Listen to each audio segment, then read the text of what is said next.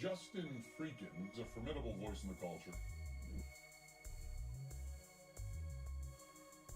Hey Justin, are you trolling?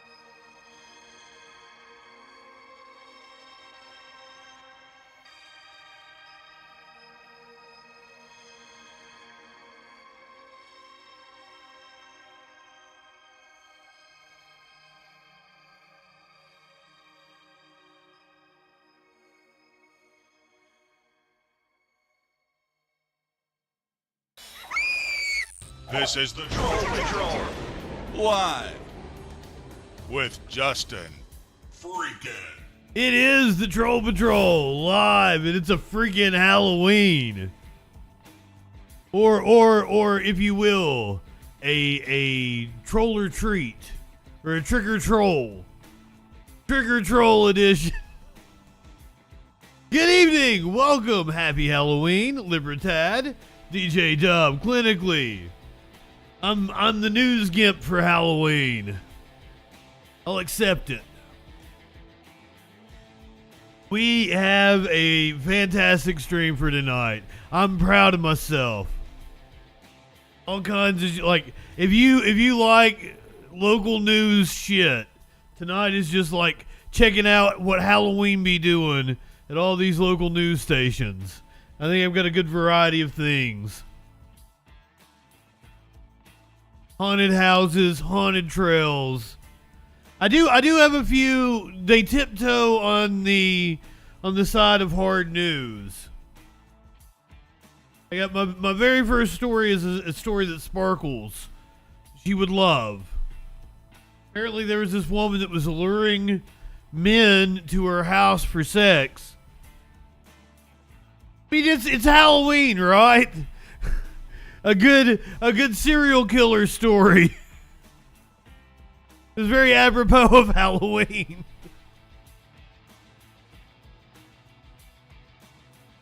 Do you remember how we covered? This is the only time we're gonna mention Israel tonight. I assure you. It's all bullshit.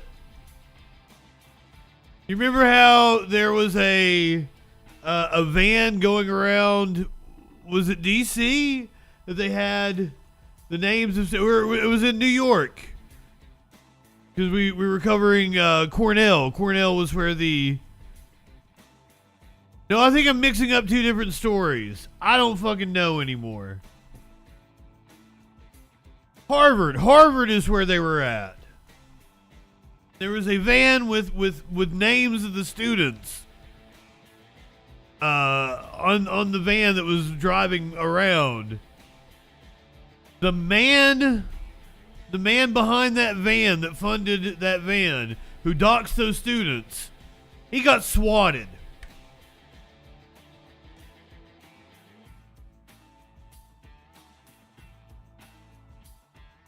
I got several animal videos for tonight.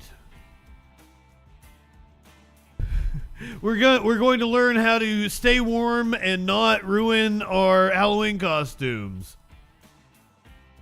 We're going to look at some really cool displays, some houses that are lit up for Halloween. We're going to learn to make spooky cupcakes, spooky cocktails.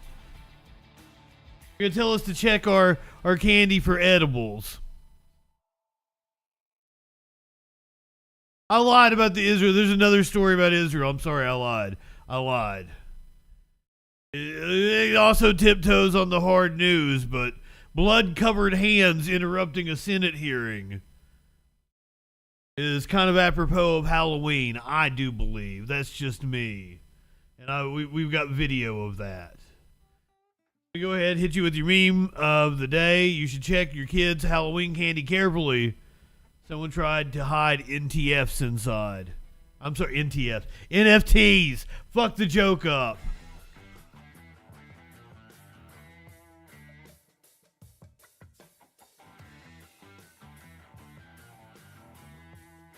Sorry. Let's see myself out. Ooh, this is the main event. This is the thing I'm looking forward to the most. We have a woman who says she used to be a witch. Says she's a reformed witch, and now she's going to tell us how to have a very Christian Halloween celebration. Joe Rogan and Elon Musk dressed up for the Halloween edition of the Joe Rogan Experience. Apparently, Joe tried to shoot an arrow into the Cybertruck. That's what we're going to be watching.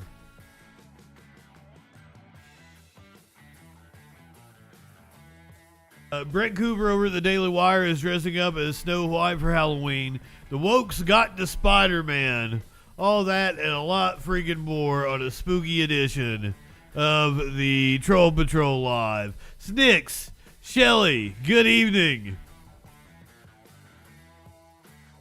Well, hopefully we'll get to the reformed witch, and she'll tell us how to expel the demons.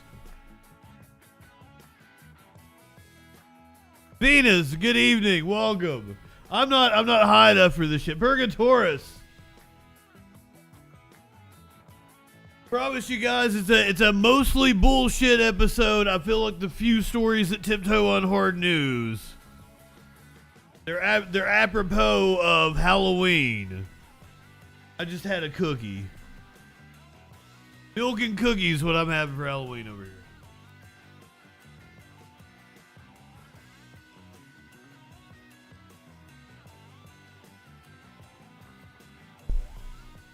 I watched, I have a folder of a bunch of Halloween television specials. I just so happened, I'd never watched it before, but I've had it for years. The Halloween episode of Friends. And since Matthew Perry passed away over the weekend, like, you know what? I'll watch the Halloween episode of Friends tonight.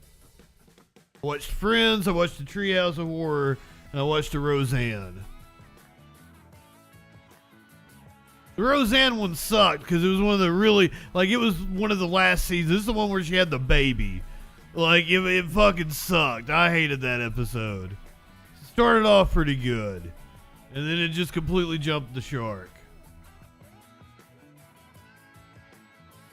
I really enjoyed the Treehouse of Horror I watched. It was the I Know What You Did Last Summer, where she kills Ned, but Ned ends up being a werewolf anyway.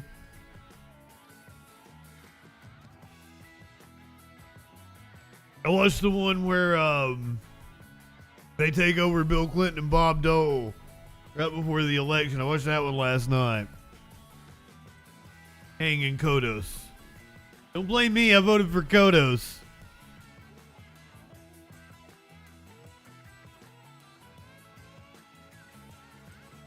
Let's go. It's a jam-packed show tonight. We got a lot of local news shit.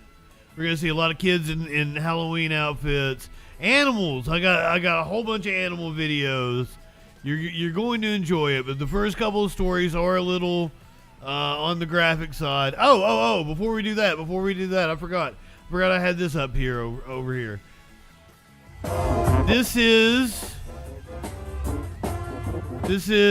the 50th annual Village Halloween Parade in New York City. This is live right now. I believe that's Geralt from The Witcher, isn't it?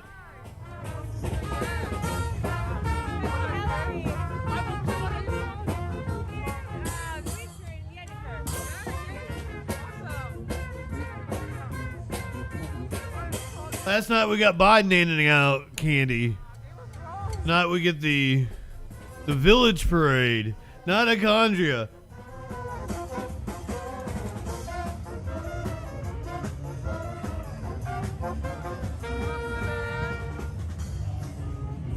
This is live in New York right now. New York City.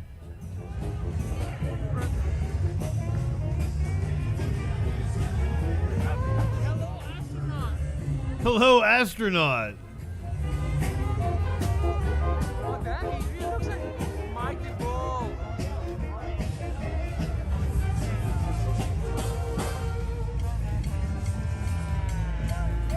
I love it. The band's all dressed up like skeletons.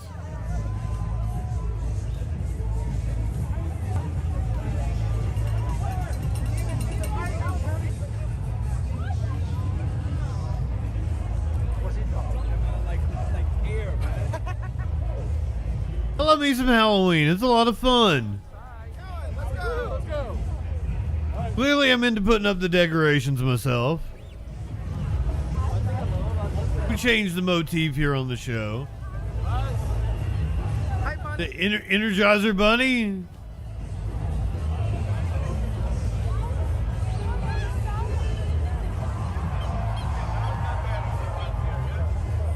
Oh, you're gonna see what Halloween is like all across the country tonight. We're gonna get a good taste of it.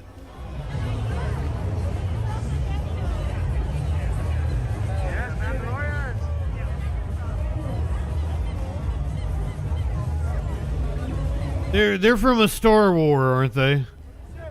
Maybe they're from, were they Cobra Commanders? I don't even fucking know. It's that Jack Skellington.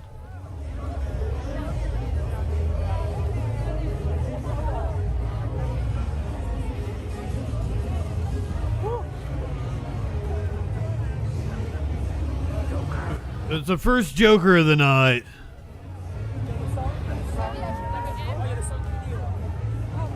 Couple angels.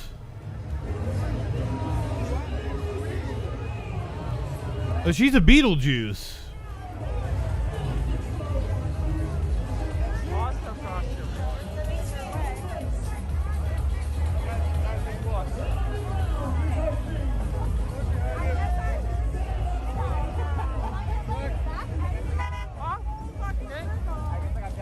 I mean, if it was any other time except, you know, right at Halloween.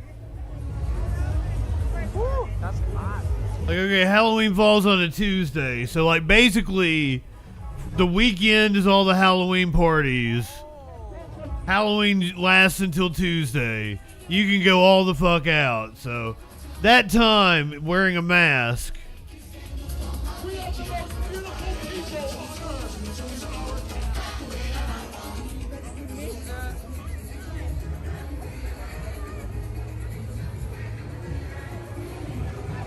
I'm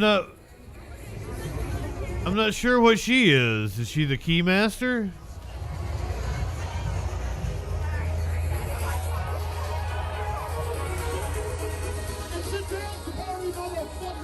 It's a dance party, motherfuckers.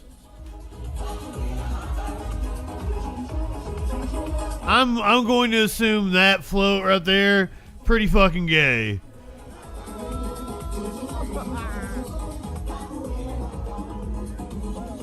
Livening the party up.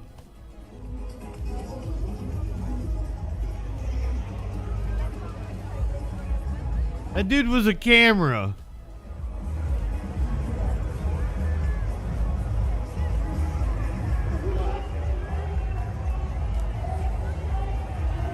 Goes to Jason.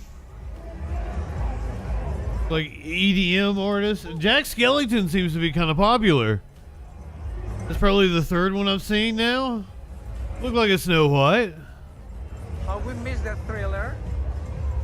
Mr. Thriller. Scary sight. Oh, Care Bears! We got a gaggle of Care Bears. What are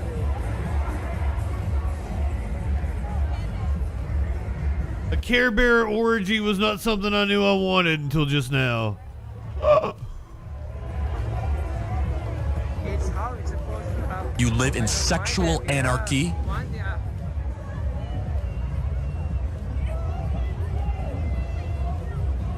Right, L. Brown.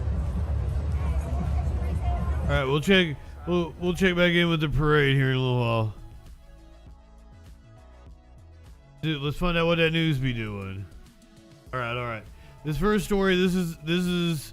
I almost sent it to Sparkles already. I hope she's still here.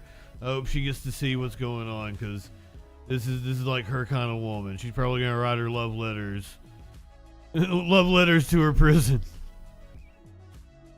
Might go see her and have a conjugal visit with her. So this woman lured men to her house for sex,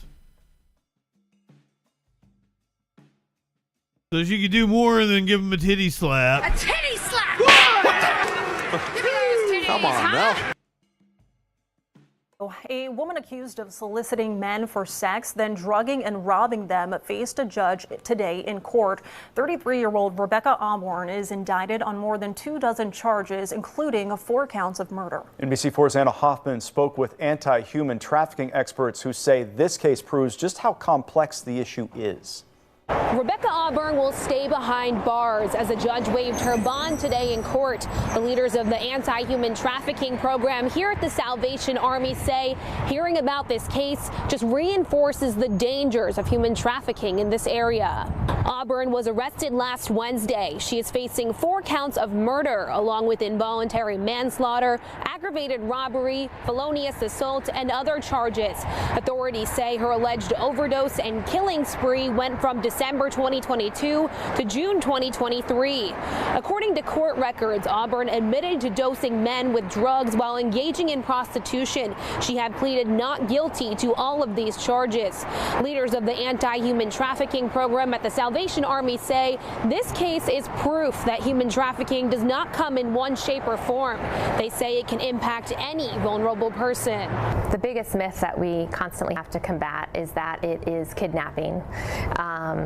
And there's a lot of misconceptions around that, which in itself is dangerous because then we're not really looking at the issue where it's much more complex. The Salvation Army of Who's being trafficked in this situation? more than 100 people in their anti-human trafficking program. For more information about what they do and resources, you can head to our website, NBC4i.com. Local for you in Columbus, I'm Anna Hoff. I just thought the serial killer using her pussy to lure people in was kind of, fitting for Halloween. And they're like, trafficking bad. I condemn trafficking. He condemn. Dustin, good evening. Glad you could join us for some Halloween shenanigans. The dude who doxed the students who signed on to the Palestinian letter at Harvard got swatted because he doxed some students, so he got some payback. Sheriff's office. A SWAT team burst into a house in Florida after a 911 call claimed a man was holding his wife at gunpoint. In fact, it's a swatting prank, a total hoax. The homeowner, Adam Gillette, was targeted apparently in retaliation for his campaign to shame alleged anti-Semites at Ivy League schools. These incidents can end in deadly situations, and I'm very, very fortunate that neither my wife nor I were there. Who do you think is responsible for these swatting instances? It's clearly one of these anti-Semites who doesn't like the fact that we're exposing them to the world. Gillette has sent vans to Harvard, Columbia, and other top colleges with the faces of pro-Palestine student leaders emblazoned on the sides. Inside Edition cameras were there as these Columbia students tried to block the names on Gillette's van. Stop doxing students! Stop doxing students! The FBI is investigating death threats against Jewish students at Cornell University in upstate New York. Well, that's a different. Threats to Cornell students today. We can't stand by and stand silent in the face of hate. We must, without equivocation, denounce anti-Semitism. We must also, without equivocation, denounce Islamophobia. Ivanka Trump's husband, Jared Kushner, who is Jewish, is weighing in on the campus war. As an American Jew, you're safer in Saudi Arabia right now than you are on a college campus like Columbia University. Meanwhile, Hamas released a propaganda video showing 3 women hostages apparently recorded in captivity and under duress. One calls on Israel to swap the hostages for 6,000 Hamas prisoners, saying, "Release their prisoners. Set us all free. Now. Now." And look, video shocking the world and something you'd never expect to see in the year 2023. Hundreds of Russians storming an airport looking for Jewish passengers. We covered that last night. Tel Aviv. Authorities closed the airport and diverted all flights as the mob overran the terminal, which is located in a predominantly Muslim Russian region. In Gaza, the ground war is intensifying. The Israeli army released this video of columns of tanks crossing Gaza. Yeah, that's an issue, and the fact that the U.S. is funding it is an issue. And some protesters got creative and let it be known what they thought during a Senate budget hearing where the Secretary of State spoke earlier today. Also see the Secretary of Defense. Vice Chair Collins, distinguished members of the Appropriations Committee, thank you for this opportunity to testify before you today.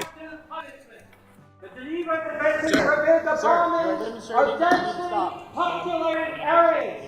Stop supporting the genocide and ethnic cleansing of the people of Gaza. Ceasefire now!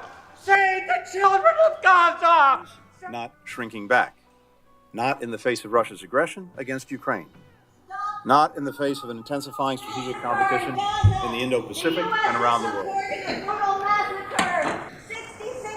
If the witness will suspend, and I ask that everyone again respect this hearing, we will suspend until the room is cleared. As in so much that we do to advance America's national security, our defense, our diplomacy, our development must work hand in hand. committee will suspend. And again, I appreciate that people. It's a smart form of protest.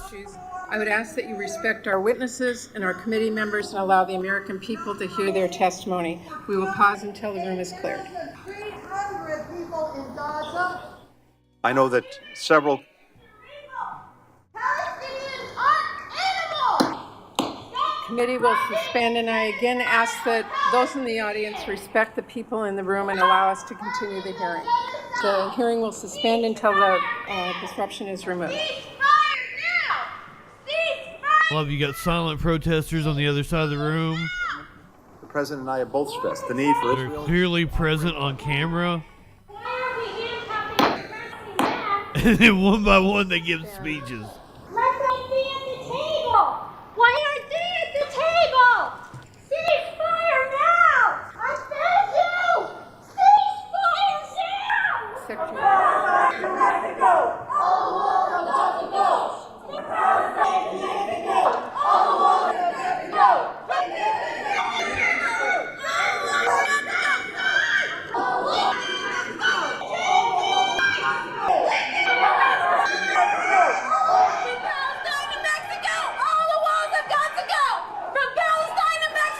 All the walls have got to go. I mean, we're witnessing a mass genocide right now. Like, and the U.S. is taking the wrong stance. Come on, man. Yeah, I'm sorry. I said no hard news, and you got to do like just a little hard. I swear, it's all bullshit from here on out. Kinda.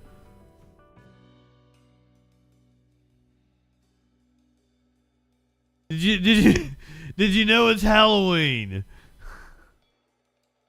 The news makes sense. Little ghouls and goblins will be out tonight hoping to score a jack-o'-lantern full of candy. But how did this tradition even get started in the first place? Why do trick-or-treaters go door to door every year? Let's connect the dots. Halloween has been around in one form or another since the 1st century BC, and sweets have always played a big part.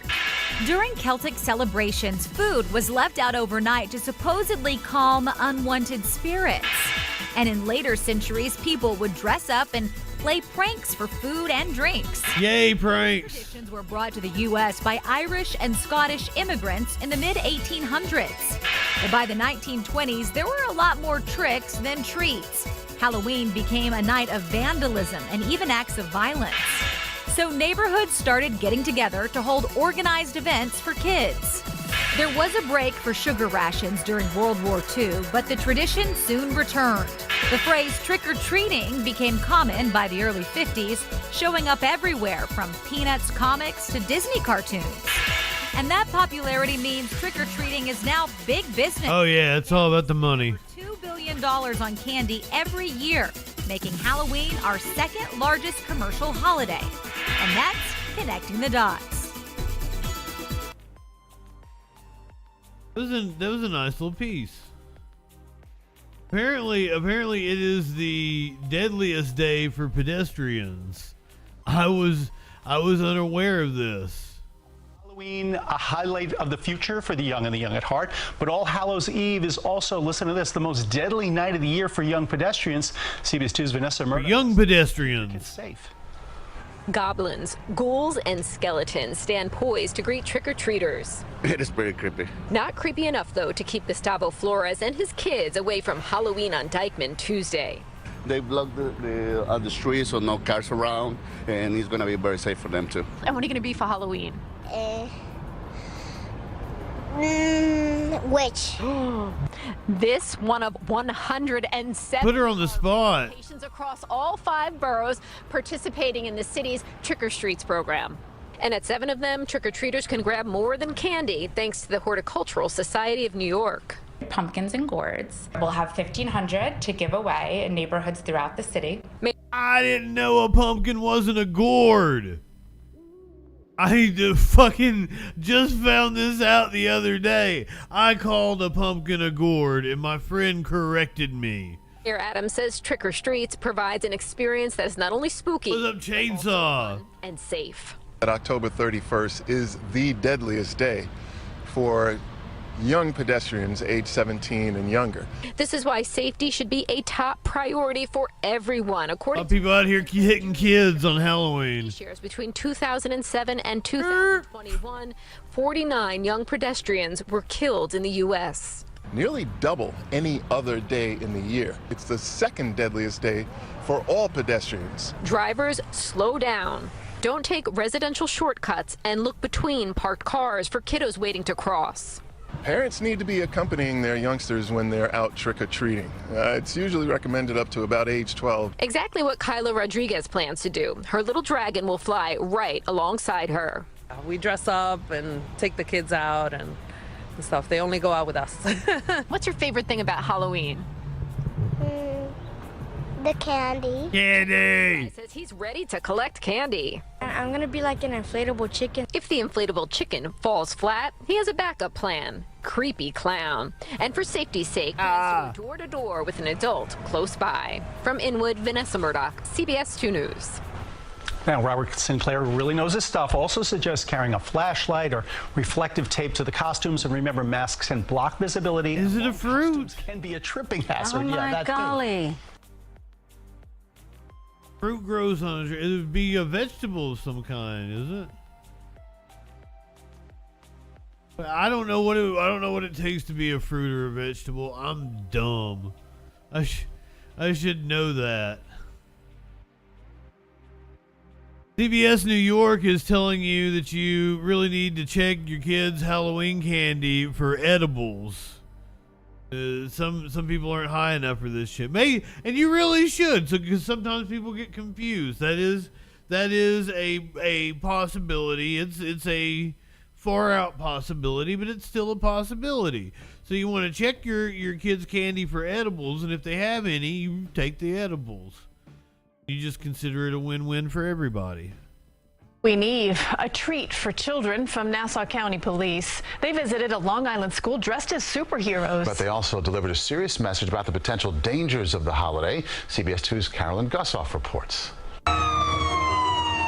A spooky fog couldn't hide the smiles at the Woodward Parkway School, where real-life superheroes, Nassau County police officers, treated elementary kids to a Halloween preview of their dreams.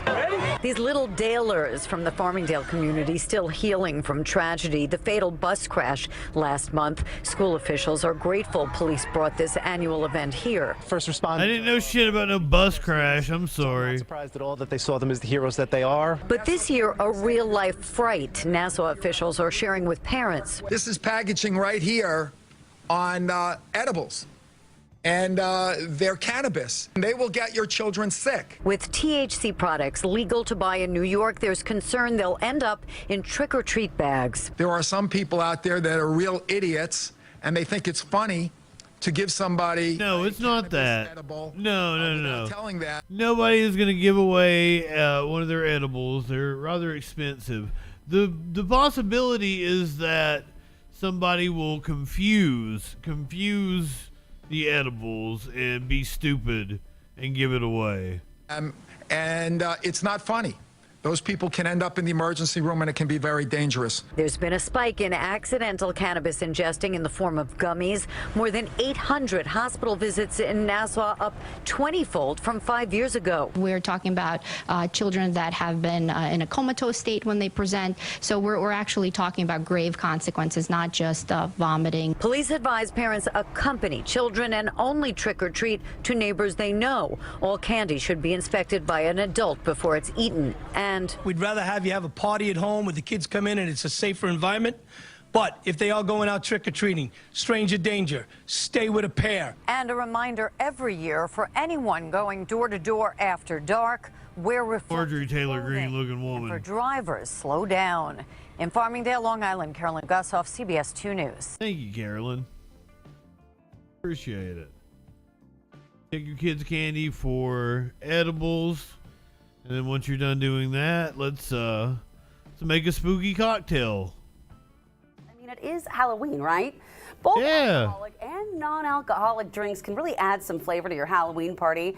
And Mark Sassy, Director of Operations at Rob Roy, joins me now before tonight's fun pop-up Black Lagoon. And I can't wait to hear all about this. But first, let's talk about some of the cocktails that you are making. What is our first absolutely. drink? Yeah, so let's get into it. So the first cocktails margarita variation, Ooh. it is called the Book of Blood. The Book of Blood. Yeah, and just because I have this lime juice in my hand, a little bit goes in this next cocktail. So we're just going to make that happen. There you go. I like that. Yeah. That's multitasking. Be a little efficient, absolutely. All right. Yeah. So you do about an ounce of lime juice. Yeah, there's 3/4 ounce of lime juice, a little bit of beet. Just a teeny bit. Yeah, absolutely, which is going to give us some herbaceousness to work with. And the color. Herbaceousness. And what was that? That is miso falernum. Ooh. I've never used miso in a cocktail. Yeah. So miso, it's going to add the salty. Just a salty, a little bit of spice, and then a little bit of spicy heat in this piment right here, Jafar de piment. What is piment? Piment, it's just like a spicy pepper. Oh, I like it. All right.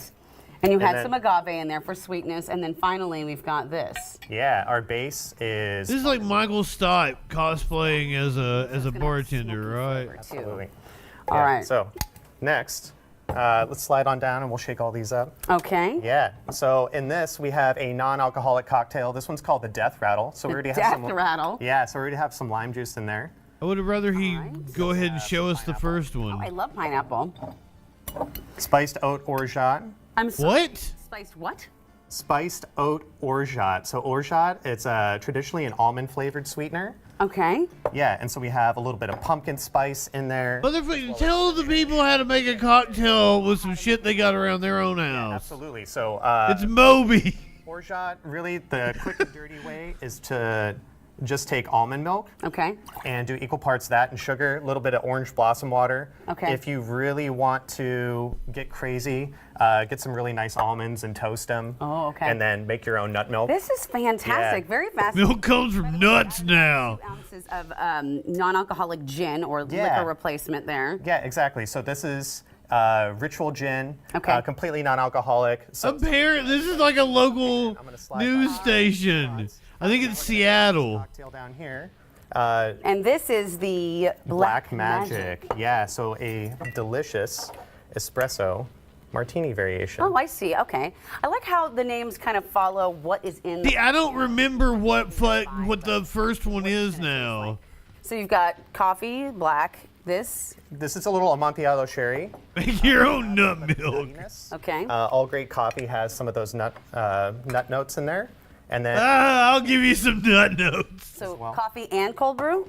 Coffee liqueur. Coffee excuse me, liqueur, okay. And cold brew. All right. I can't Yeah, and then we wait have to a have tequila your that has cock been in fat my washed mouth. with coconut oil. I'm going to give you the blowjob That's of cool. your life. Can you buy all and these? I want Stuff you over there at in the my Rock You Boy. do it yourself. Yeah, basically what you can do is just take a liter of coconut, or Okay. a liter of tequila. Okay. And then take about 100 grams of coconut oil, melt the coconut oil, and then you pour the tequila into the coconut oil, let it sit for a few hours. Her facial expressions are amazing. You can pull it out. I do believe this is out of Seattle. Or just come to me. Just go to Yeah. Rob Roy, because who's going to do all that? All right, I'm going to give you the cocktail shaker so you can put this in, and we're going to get to tasting this. This is bougie as fuck. About this special pop-up called the Black Lagoon. Yeah, so Black Lagoon. At least it's not a book plug. Years ago with Aaron Hayes and Kelsey Ramage down in New Orleans. Oh, neat. They are just really big fans of just like macabre and like dark, dungeony, goth type environment. Which and they wanted to really- have. And they wanted to bring it here. Yeah. Sorry, working Nope. around you. That's Yeah. perfectly fine. This is really fun. And so we have some beautiful glass. That, by the way, is a little disturbing. Look at this. All right, that's the first on the show that I've seen, a double shake. This is what you got to do when you're going to make the cocktails quickly. Use both hands. Impressive. Bravo. All right. The bar looked cool as So you fuck. serve these in special glasses. I see that these are really cool. They look like specialty glasses just for this event. See, now I need a rundown of what was in each one. These cocktails. You put it in a glass that I can't fucking see what's, not only just for what's tonight. fucking in it. But all month all long. month. Yeah, so we got Okay. the tail end of it. Oh. So for the Book of Blood, which I Yeah. will try right now, Yeah, you put a little absolutely. bit of a dried lime wedge. Look at how cute that cup is. It's so adorable. All right, let me take a sip. I don't remember what the fuck was in it. Now we're gonna get this death rattle going. That really, you know what it has about it? She had a fall taste to it, with the smoky mezcal. Oh, Yeah, that'll we're warm just- you up right inside. but had tequila apparently. All right, and so now There's this our is death rattle. this is the death rattle, which is tropical. It's got a little tiki skeleton on here, which is so cute. Let me just give this. I love the smell of the mint. That. She had a maniacal laugh. Thank you. Oh my gosh, spicy but has a pineapple-y taste. And you could drink this all night and still drive home. I love that. And then Can you? This Black is the magic. black magic. I like to smell She it. get, this was the morning show. She getting hammered. Oh my gosh. My friend, Mr. Sassy, that is very, very smooth. I like her. That's one of our more popular ones. Typically, Yeah, she should not have said that. coffee with something that's vodka, but with the tequila, it's got a very nice.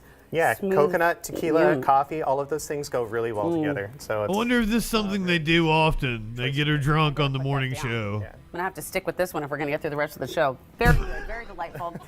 Thank you so much for all of these fine cocktails, for sharing us with them so early in the Yeah. morning for you, because let's talk about it. Yeah. She's already a little all night. tipsy. So Black Lagoon is happening in Belltown. Come see us at Rob Roy. Right down the street, our sister bar is also having a Halloween pop-up called Nightmare on Wall Street. So if you want to double down on the This is Halloween, fantastic.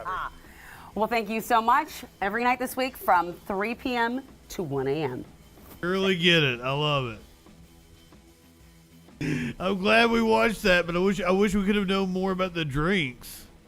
Hopefully this time I give you a recipe that you might actually be able to wrap your mind around, and perhaps recreate. Would you like to make some spooky cupcakes? We're having our treats a little early in the day today for Halloween. That's right, it's a holiday, right? Why not?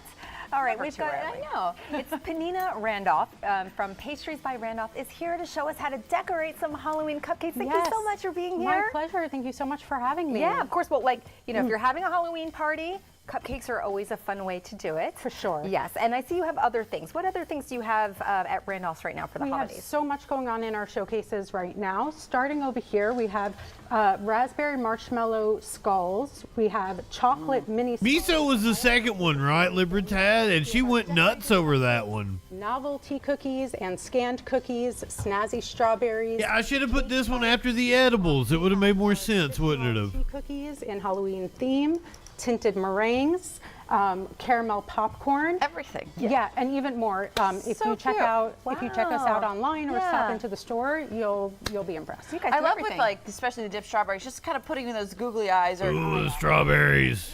Yeah, it makes it Halloween and it still tastes delicious. Yeah. You don't have to, actually. Why'd I do this? I'm giving myself the munchies. What are we doing today? All right, so we're going to decorate some of these cupcakes. We're going to start off with our brain, and then we're going to go over to our grave, our ghost, and then our jack-o'-lantern. Okay. So what's great about this brain is we have a little silicone mold. You could use even a round bowl at home, and we're going to pipe in what a brain should look like. Don't judge me, any neuroscientists out there. Judge-free zone over here. Yes. Oh, neuroscientists will judge you. 2 lines down the center, and then split it again. And then this part I don't really know, so I'm just doing squiggly lines. Well, that's giving it a little texture. Oh, Exactly. I see it. Okay. And then we're going to freeze this. And once it pops out of the freezer, it gives you that accent on top.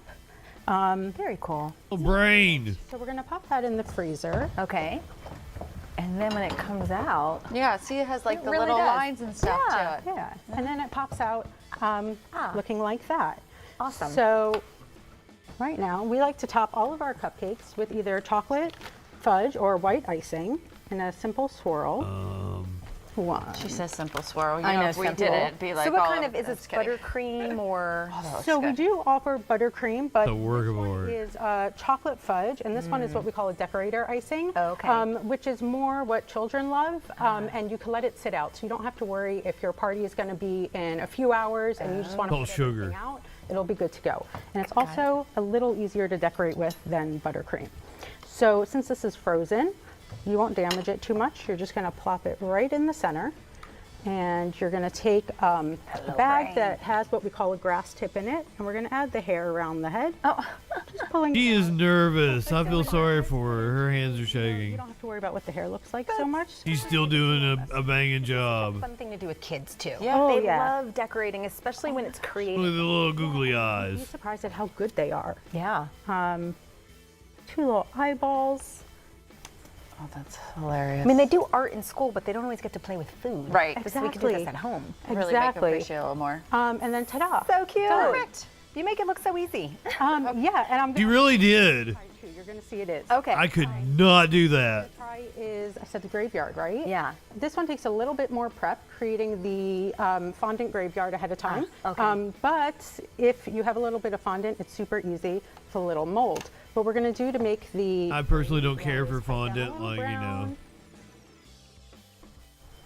Straight down the middle. I'll be able to eat everything. We're going to dip it in some Oreo. So that's a great tip for people at home. Just crush up the Oreos. You can kind of use that to make textured grassy dirt, and Exactly, and it doesn't have to be perfect at all, especially because it's Halloween, and we all need that grassy tip on our thing. Exactly. That's like No, perfect it's for amazing. everything. Yes. It's so You versatile. can do so much with it. Now, if you're at home, you can also just use a plastic bag, cut the tip. Exactly, and, a Ziploc bag, yeah. And then we're just going to pop in the graveyard. There you go. Right So there. cute, so perfect. Thank you so much for My being here. pleasure. This was awesome. Such great ideas. You guys can visit Pastries by Randolph in Arlington for sweet treats. I'm to so celebrate hungry now.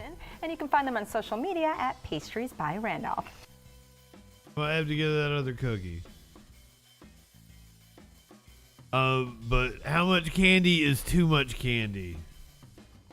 I'd like, that's like asking like how much, how many orgasms is too many orgasms? How much candy is too much candy? Sergeants of sugar, you sweet-toothed senoritas and seniors. It's Halloween, and of course you're going to see loads and loads of kids with crates full of candy bobbing up and down your streets later tonight. So we wanted to get something straight about candy consumption, right? How much is too much? All right, so we are happy to invite in pediatrician Dr. Christina Brown with the Mid-Atlantic Permanente Medical Group. So They brought in a doctor to tell you how much is too much candy, like when you're throwing up, that's draw too the much. line as parents on a set amount of candy for Halloween, this one night only event? Well, it's really up to you, because you might have to deal with some after effects if they get into too much candy. So you may see some stomach aches, headaches, getting pretty irritable if they're getting too much of that sugar all at once. Okay, and so for perspective here, if we let the kids go all in tonight, is all Don't let Justin babysit, no. will it affect their sleep? That And was most a horrible idea. will we be able to get them out of bed for school in the morning? It can affect I have never babysitted anybody. You know, it's important to kind of talk to them beforehand about balance, moderation, have a good meal beforehand that has good fiber, good protein, so that, you know, they're not going to be as interested. That's a good tip. In too much candy if they already have a pretty good meal on their stomach. That is a great tip. It probably won't keep them up too late. I just said that. You know, you just want to talk about balance with them. Yeah, that's great advice. Always in the morning, if the kids want to eat like a donut, I say make sure you actually have something filling or something first, so the sugar is not just coursing through you. So let's just say, doctor, we just let the hounds loose tonight and say just whatever you want, go for it. Once we get past this Halloween night, Let the hounds go. How much candy is okay to Who let likes them candy have over the corn? course of a day? Apparently it's very 1 to 2 polarizing. pieces a day is probably good, and having it again with a meal will help. All right, and again, for greater perspective here, what should we be worried about if they're eating too many sugary Man, I want some Reese cups.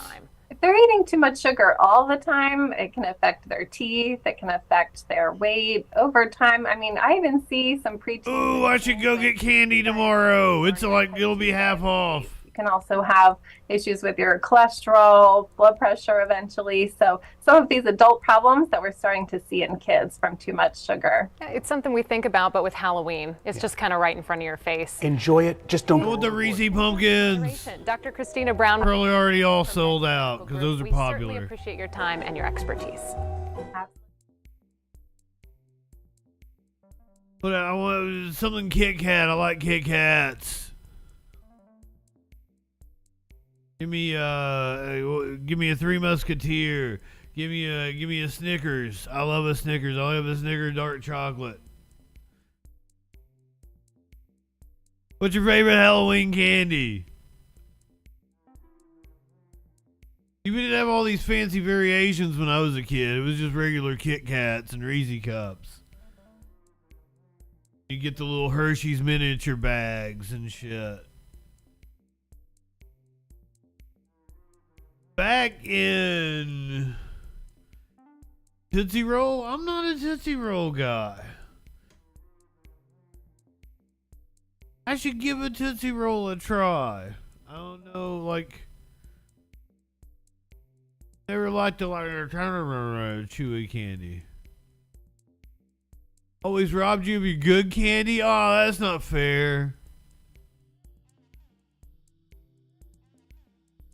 Oh, her name is Snickers. Oh. Back in like 2003, 60 Minutes, they posted this today. Back in 2003, this is from their archive. They decided to like fuck with some kids. I'm serious. 60 Minutes Rewind. You may not care, but your reputation will be on the line Friday night. Hand out candy bars. What? This kind of acreage, and kids shower you with praise. Go with this, and they may shower you with something else. Or you can offer a radical alternative. Trick or treat. This is a little experiment I did a few years back to see how kids would respond to these fabulous treats. Clothespins, curlers, Stimudent plaque removers, lima bean kebabs, cough drops, and everything. This is cruel. Ensure. I know you may be tempted to take a little more, but just take one. For most of the little devils, it came down to the lesser of all evils. The clothespin. It was clearly a difficult decision for everyone. Could you eat this? Yeah, you can eat that. It's vegetables. Especially when I made the choices. Hi, how you doing? Even tougher. You know, I'm sorry. I'm out of the good stuff. I'm down to pot scrubbers and pumice.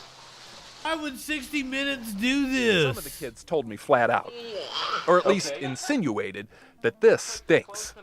I overheard one girl mutter, "This guy's crazy." You said this guy's what? Nice. What are these? Oh, did you? Okay, thanks. But I'm pleased to report that insincerity was the exception, and that overall most of the kids seemed grateful for their plaque removers, Okay. For their plaque room. their cough drop, That little geek is gonna put it to good use. and their pumice. Have you ever seen a rock? Yeah. It's a lot like a rock. Can we get 2 things? But no one was sweeter than Little Red Riding Hood. Happy Halloween. Happy Halloween to you too. What do you She say? took her lima bean kebab and wasted no time savoring it. But what really made my night was when the doorbell rang again. I need some more, but I'm really hungry. You want some more vegetables? There you go, sweetie. Take all the vegetables you want. And just like that, Little Red Riding Hood turned the tables on the big bad wolf. You can have another. Do you want another? Oh yeah. I like that. What the fuck? I guess this year I'm gonna have to try Brussels sprouts.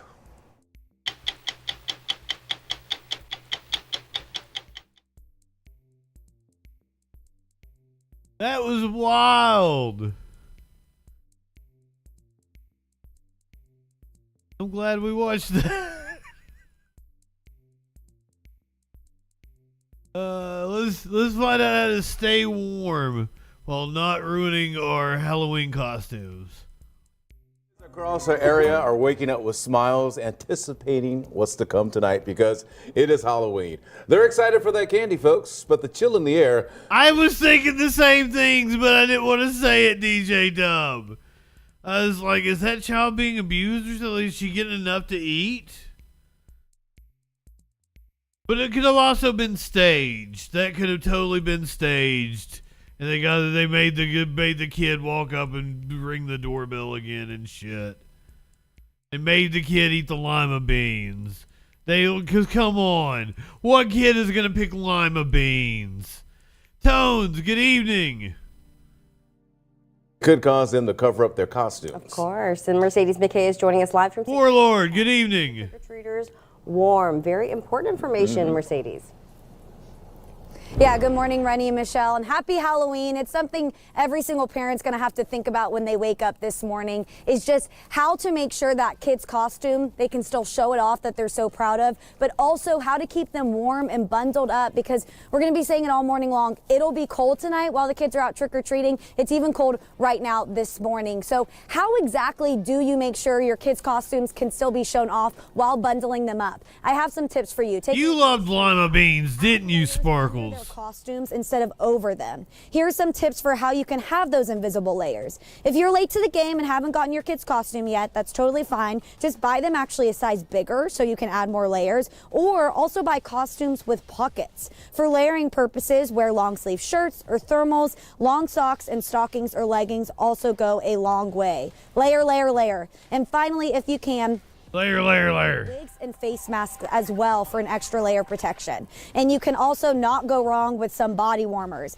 Pack everything from hand warmers to back warmers to stick-on warmers and even feet warmers. Those warmers will do wonders for your kids while they're hopping from house to house. And we're in St. Charles on Main Street right now. There are a lot of businesses that have all these beautiful pumpkins out, so everyone is getting into the festivities. But again, at the end of the day, we want to make sure you have fun, but also keep you and your kids warm. And as Anthony mentioned the last half hour, I'm dressed like adults should tonight. So I'm a model citizen of how you should dress for this cold. Ma'am, don't you scold us. You dress however the fuck you want. Just ask me. I'm a model citizen. I will break down, though, in the next half hour, other ways that you can stay warm, whether that's things. I don't like her. How you trick or treat. Rennie and Michelle, back to you. Great information, and she is a model. She sounds pretentious as fuck. She probably goes to church. That makes her a good person. I'm sorry. She just rubbed me the wrong way. I'm dressed the way an adult should dress. What the fuck? Dress however the fuck you want. Be a slutty vampire, a slutty nurse.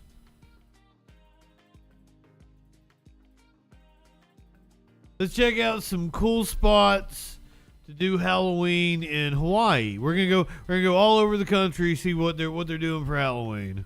And of course, it's Halloween for the kids. It's all about the sugar rush with all the candy, but for many adults, the rush, well, that comes with the preparation long before the trick-or-treaters come knocking. Jem Beneza has more. From hanging ghouls in creepy graveyards to 10-foot-tall skeletons and gigantic goblins, Halloween is one of the spookiest nights of the year. Oh, we love Halloween. Halloween's like a good time for everyone to have fun. Why is Jack Skellington so popular this year? Did they do some sort of new thing with the Nightmare Before Christmas? Is there something I missed? Why is that a trend? I mean, not that I'm hating on it or anything. Fun. We like the scary stuff more, though. Denise Etchite says this is the third year in a row they've decked out their Kahala yard for the occasion. Every year, more and more people are decorating, so it's nice. The spirit's coming. COVID helped. Our neighbors love it. We get good response, so we keep doing it. While some were already set up, others were still putting the finishing touches on their displays. We do this every year. It takes about 2 days to set up. Every year is different. We have different layouts. This time we try to cover our wall, utilize our wall more. Coase says almost everyone on their street gets into the spirit. They're expecting about 1,200 people. Andy says HPD will be there to help direct traffic. It's very safe here. Everyone's very cautious too. So this neighborhood's great. Dowsett Ave. Come by. Jack Skellington will be making his 4th appearance here in Kapahulu. The fan favorite will be ready and set up just in time for trick-or-treating. Happy Halloween, guys. The Marsh family created the mechanical Jack Skellington during the pandemic. The way to deliver candy, hands-free. We could pour it in a hopper and the kids would come up with the bucket and get their candy. Every year they add more to it. The setup takes about 6 hours. It's one of those things everybody really likes to see it now. I wanted to know if the cost of electricity going up was an issue. No, I see candy's the big one that's gone up. This year I spent $50 more on the same amount of candy. So yeah, the cost is going up. Yeah. I did 1 bag less this year. They're still not paying their farmers anything. No. My kids love it. I love it. I think everybody loves Halloween, so we have to keep going. Jen Boniza, KH12 News, working for Hawaii. So that was out there on the island. Let's go to this house in Michigan that is super fucking cool. I think everybody's gonna love this one. This is in Muskegon Heights. To a spooky morning time, pick me up. A house in Muskegon Heights going big for Halloween with an incredible display. Yeah, they've made everything themselves out of donations from the community and everyday items from the dollar store and Walmart. Take a look at this. I'm hungry, Tones. Started in 2020 to keep busy while decorating, or while everything was closed during the pandemic. The first year, they started with the graveyard, and they've been adding on ever since. This is going to be a common theme tonight. New ideas and we add more. We've had people from the community stop by and drop stuff off. Will you add this to your display? And we always do. The Bolin family says the reason behind the display is just because it's fun. You can check it out on Sanford Street in Muskegon Heights. Wow, what a spectacular setup they have there. Yeah, they have really gone all out. Especially considering so much of it was donated and they just got it at places like Walmart and Dollar Tree. It really is a nice looking display. Yeah. The plebes got it from Walmart and Dollar Tree. It's good for a display from Walmart and Dollar Tree.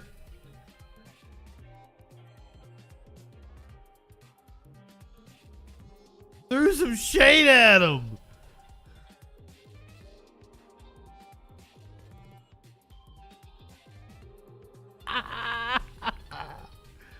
Oh.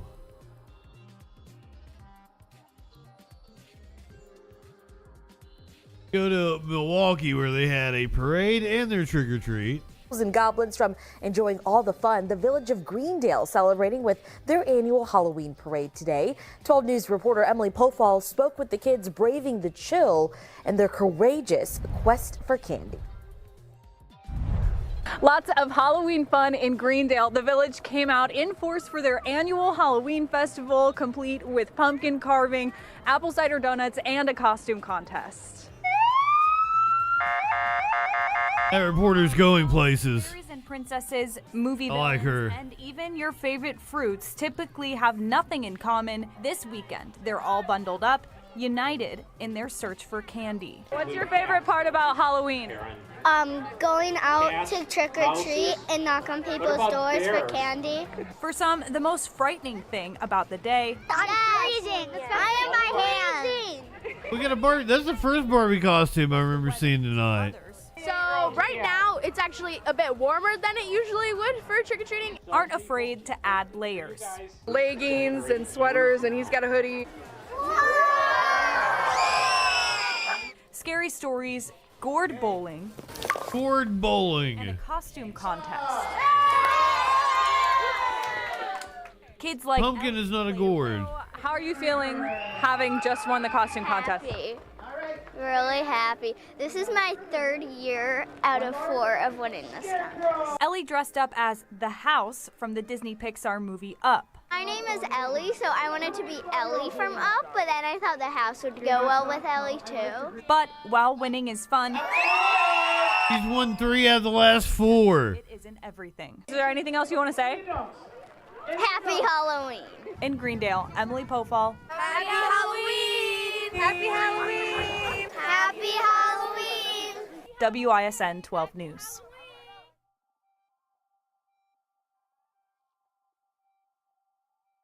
Oh God, now Sparkle's sending me pictures of food. I'm hungry. I'm gonna eat so much when I get off here. Check back in with the village parade.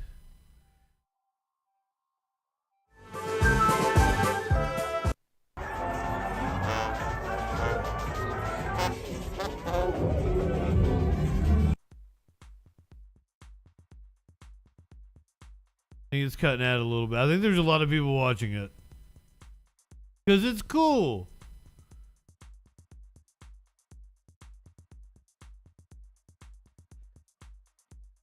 Well, I don't know why we don't have audio anymore.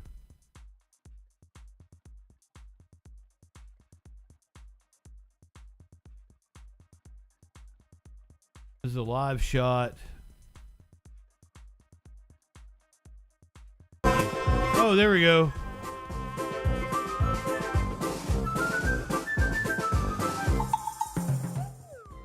Oh, perhaps maybe that's copyrighted material and YouTube took it out. Possibly.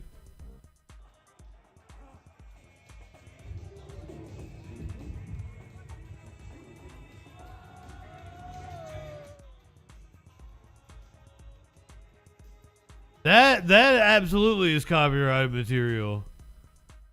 That could be the reason why they're. Yes, I think the channel is playing that music to cover up the copyrighted material that's playing in the background, so YouTube doesn't take them down. If I had to guess what was going on, because Aha's "Take Me On" was playing in the background. Take on Me, whatever the fuck the name of the song is. I like the bands that were playing earlier. I wanted more of that. We'll check back in with them. Let's go to Halloween in Salem, which is apparently a big fucking deal. Salem, Massachusetts.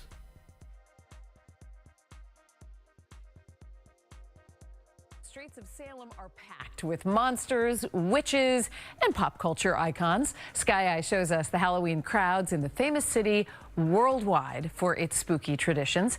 A trip to Salem can quickly change, though, from a fun treat to a mean trick if you don't follow the safety recommendations. WBZ's Christina Rex is live. Oh, we're getting a lecture. I wasn't expecting that. Spooky business and some romance. Christina. Yeah, Lisa, you know the saying, we found love in a hopeless place. You might not think of Salem Halloween as the place to find love, but a warm hug from Chewbacca, biggest costume wins, maybe. See, I can't believe, like, the other reporter that we heard earlier was like, I'm dressed like an adult should. Throwing shade at this reporter that we're watching now. Or as we discovered today, marriage is on the mind. Whoa. On Halloween, it doesn't get any better than this. Beautiful costumes everywhere. We love it.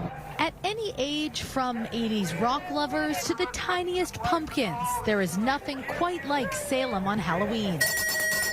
Witch trial at the old town hall! On the foundation of a month-long holiday in the Witch City, only those with the most creative costumes can really stand out. The guitars are handmade, the boots are handmade, her outfit's completely handmade. And he's got some highlights in Halloween's early hours: jellyfish fresh out of water, terrifying nuns, Barbie, and famous movie characters. Do you have any rum? These costumes come to life for those who constantly stay in character. Translation? I think what they're saying is they want to get back to their other apes. While it's all fun and games outside, inside City Hall, Halloween is a day of love. By the power vested in me in the Commonwealth of Massachusetts, I now pronounce you husband and wife. He looks so happy. Husband and wife. Nicholas, you may now kiss your lovely bride. Weddings every half hour, all day long at City Hall. Everybody's been great. The outfits are great. It's just amazing.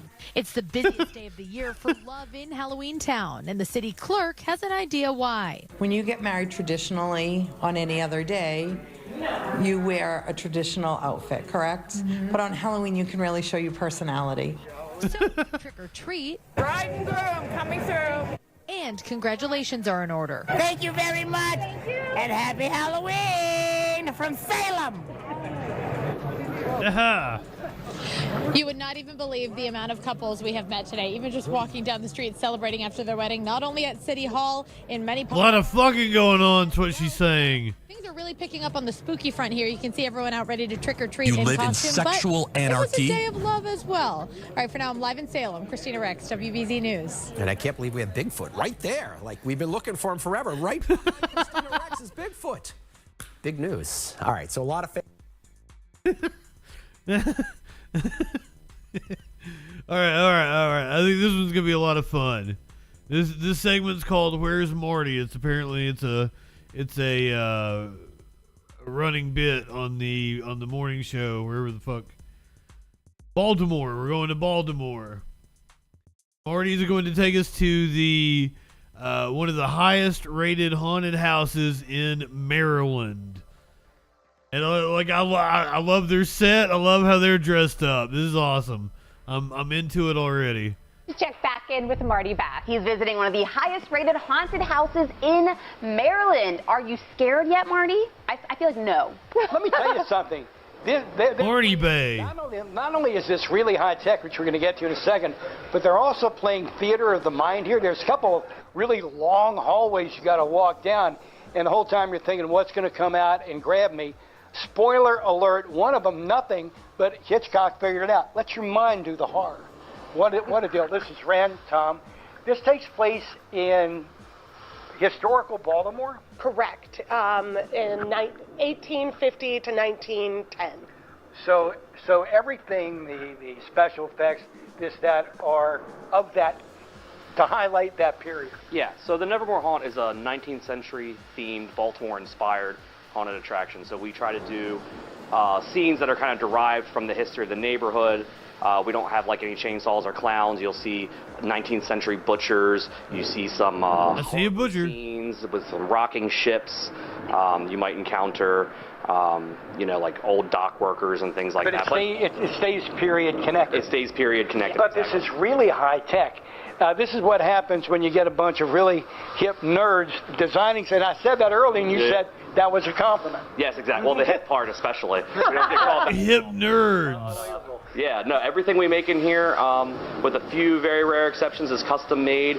We build all of our animatronics in-house. We have a lot of technical, like about a half dozen puppets, and they're large puppets. So these things will come out and grab you from all different directions. You're never going to know where it's coming from. And some follow you. They're designed that when you walk in, they're going to follow you like that. Speaking of like that, this is a family affair for you and your husband. Your daughter worked here? Correct. Our whole family worked here. My husband and I started working here in 20... Wait. She did work there? Did she die in the haunted house? 2016, and in 2017 our daughter joined us, where she met her now husband. That's what. Did you have a Halloween themed up wedding? We were married. Yeah, we did. We were married on October 30th, 2005. So yesterday we celebrated 18 years. Hey, as we used to say back in 18th, 19th century Baltimore, mazel tov. Very good. Especially this neighborhood. Hey, listen, what's the website one more time? It's thenevermorehaunt.com. Tonight from 7 to 10, Saturday night from 7 to 10. All right, everybody, get back in character real quick.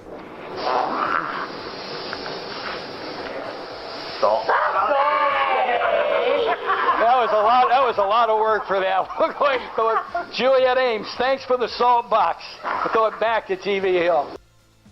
I think he made it more about himself than the haunted house. I think he could have done more with that. I'm upset.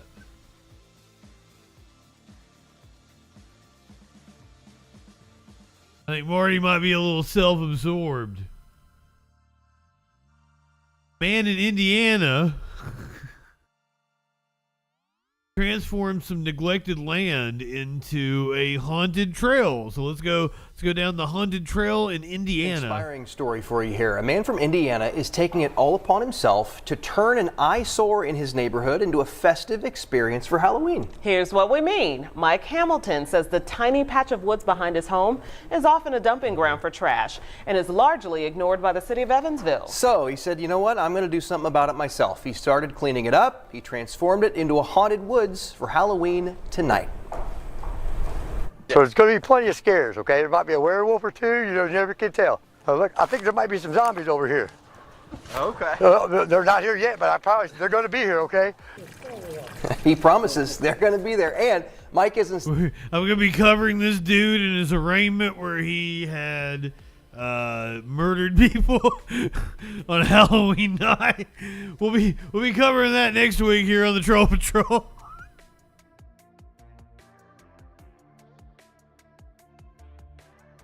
Sorry.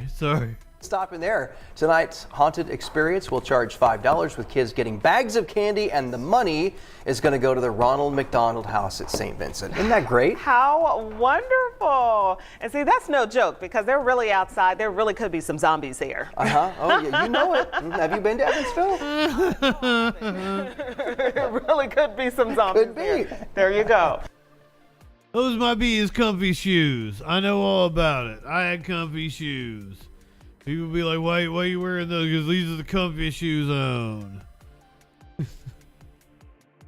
Let's check out some spooky attractions in Charlotte, North Carolina that apparently they've been raking in some money because they are hot spots for tourists. Bowls for trick-or-treaters.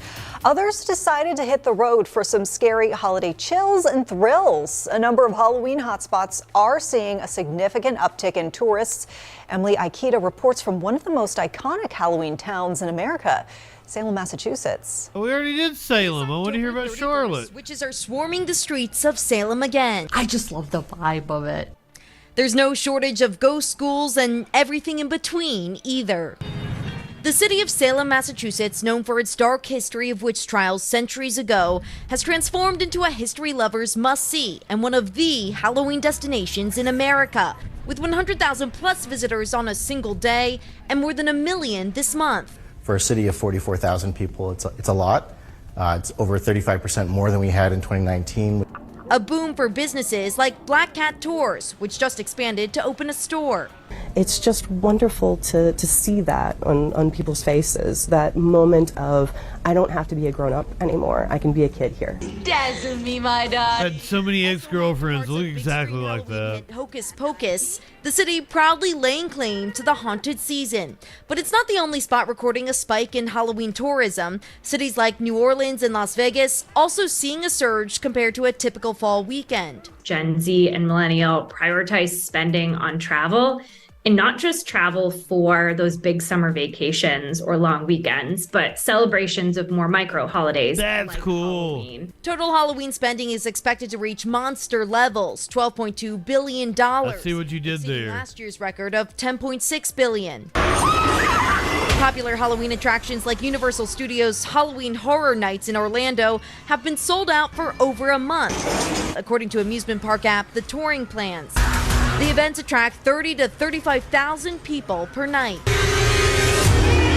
Social media also driving tourism to Halloween hotspots. Feeds filled with colorful frights in the best decorated neighborhoods, including New York's Sleepy Hollow, home of the Headless Horseman. You're seeing a lot of tourists, you're seeing a lot of decorations, and you're seeing a lot of traffic. Happy Halloween! Back in Salem, officials urging visitors He's a banana. to ease traffic, so there's room for everyone to relish in the spooky fun. I'd like to say, if you're going to come to Salem, come by train, come by ferry, come by bike, come by broom. Don't come by car. Plague Doctor, also a popular Halloween costume this year. I would say Plague Doctor and Jack Skellington have been the most represented of the videos we've watched. Are they biased? I think it's a pretty good sample of shit from across the country, except they didn't tell us about Charlotte. They told us about Massachusetts. Let's go to Buffalo. Let's find out what they're doing in Buffalo. I'm Derek Hyde in the Walden Galleria, where families can trick-or-treat a day early in a controlled and much warmer environment. Why is that? I get candy.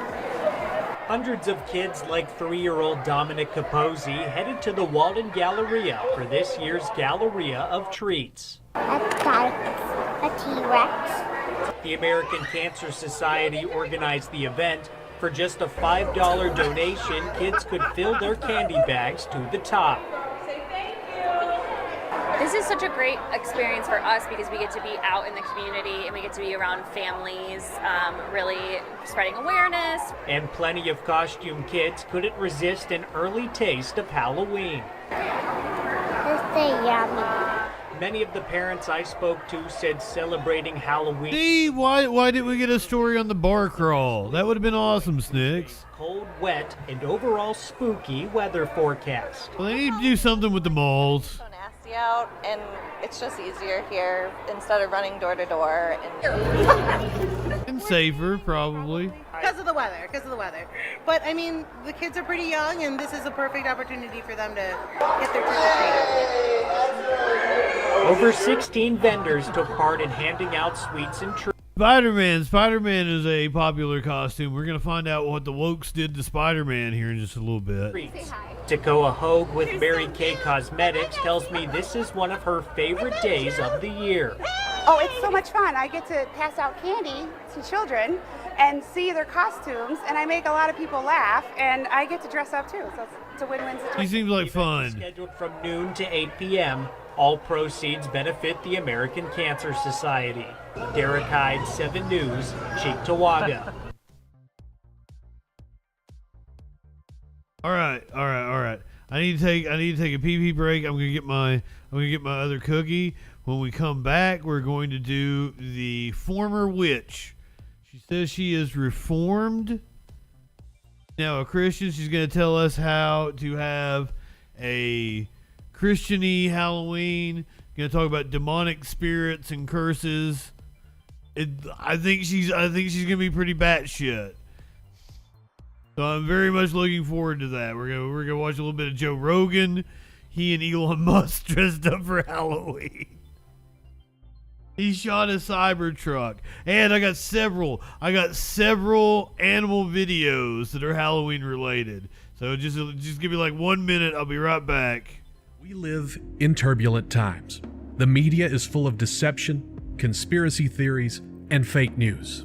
Now, more than ever, it is important to ensure you're getting information from a source that's freaking reliable. I'm Justin Mullins, and this is the Freakin' News. Get a breaking or interesting story with a humorous twist in about a minute weekdays, 8 a.m. Eastern on YouTube, BitChute, Odyssey, and more.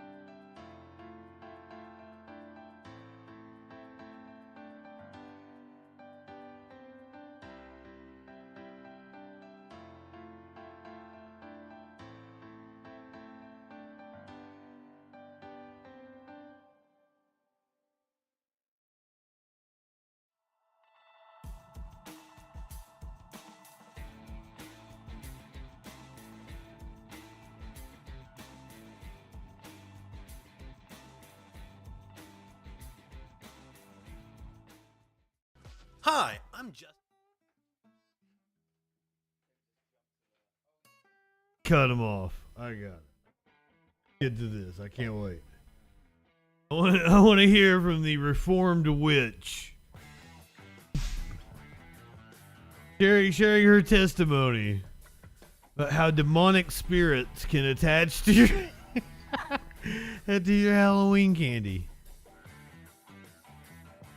So buckle up. This is going to be a wild ride.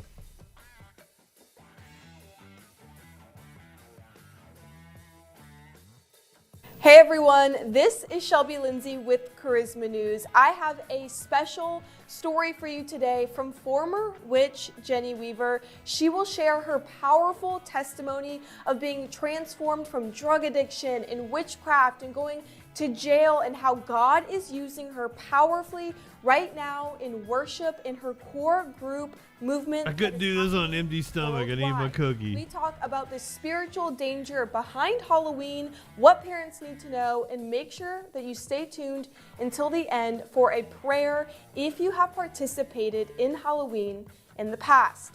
For the beginning portion of the interview, Weaver shares her incredible testimony. Take a listen to what she had to say. As a young girl, I got into some really deep, dark things. I was in an abusive family, and so this ain't fun. Gripped my life, and I was looking for acceptance when I felt like I wasn't even looked at or loved or cared for in my family. And so the enemy used that as an open door to get me to stray away from my Christian upbringing.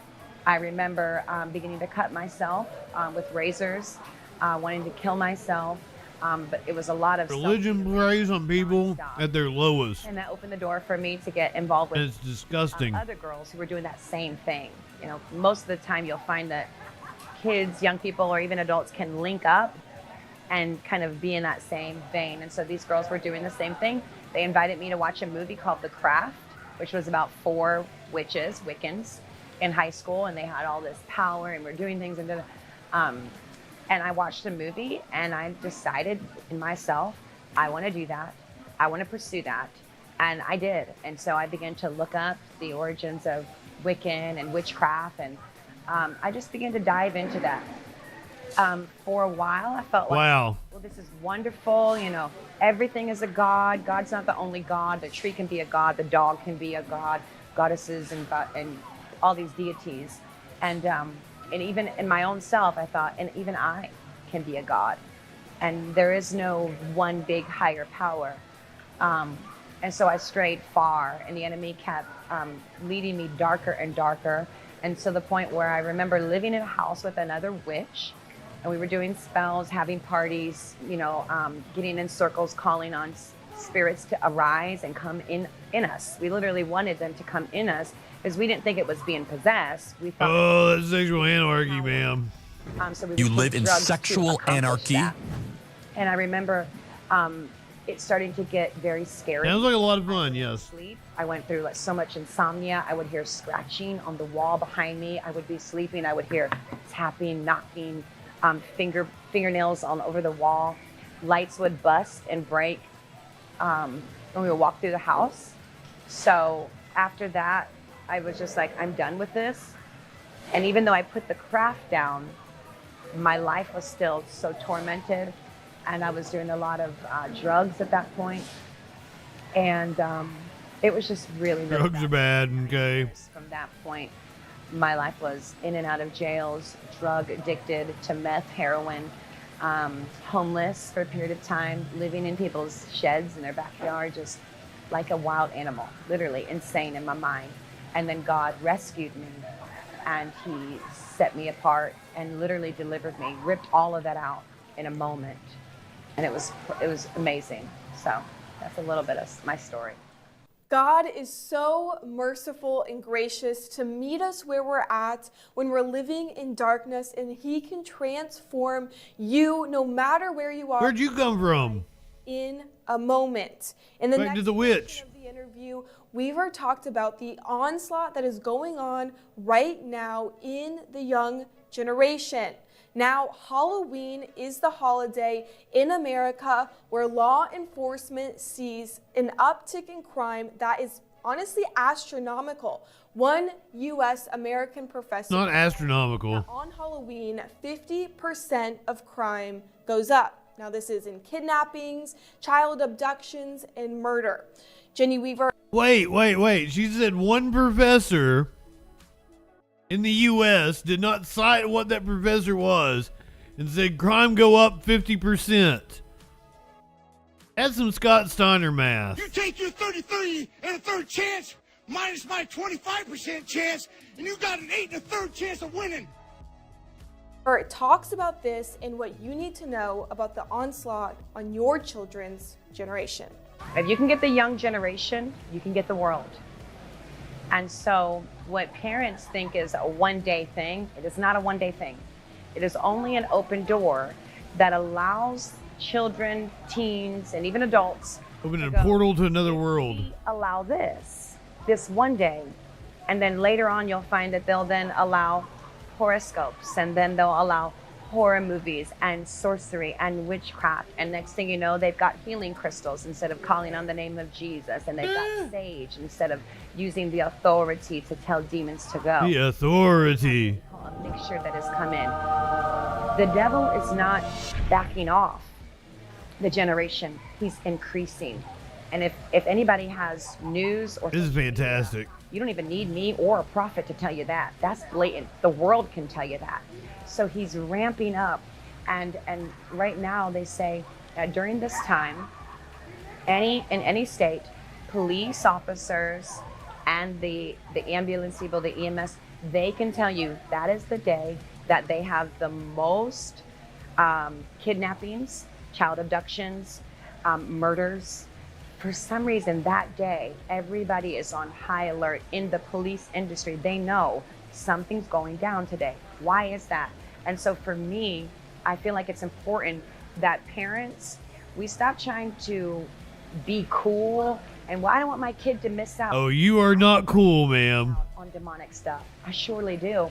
And so it was my job to train her up since she was young to know, hey, we don't compromise and serve the devil one day and then serve God 364 days. We don't even participate in that day, and we don't need a substitute.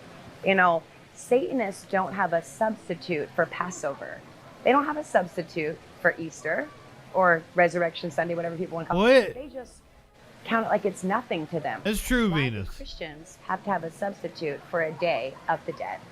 I love what she had to say about how Satanists don't have a substitute for Easter. It's just something. What does that mean? Celebrate, and we shouldn't have a substitute for Halloween either.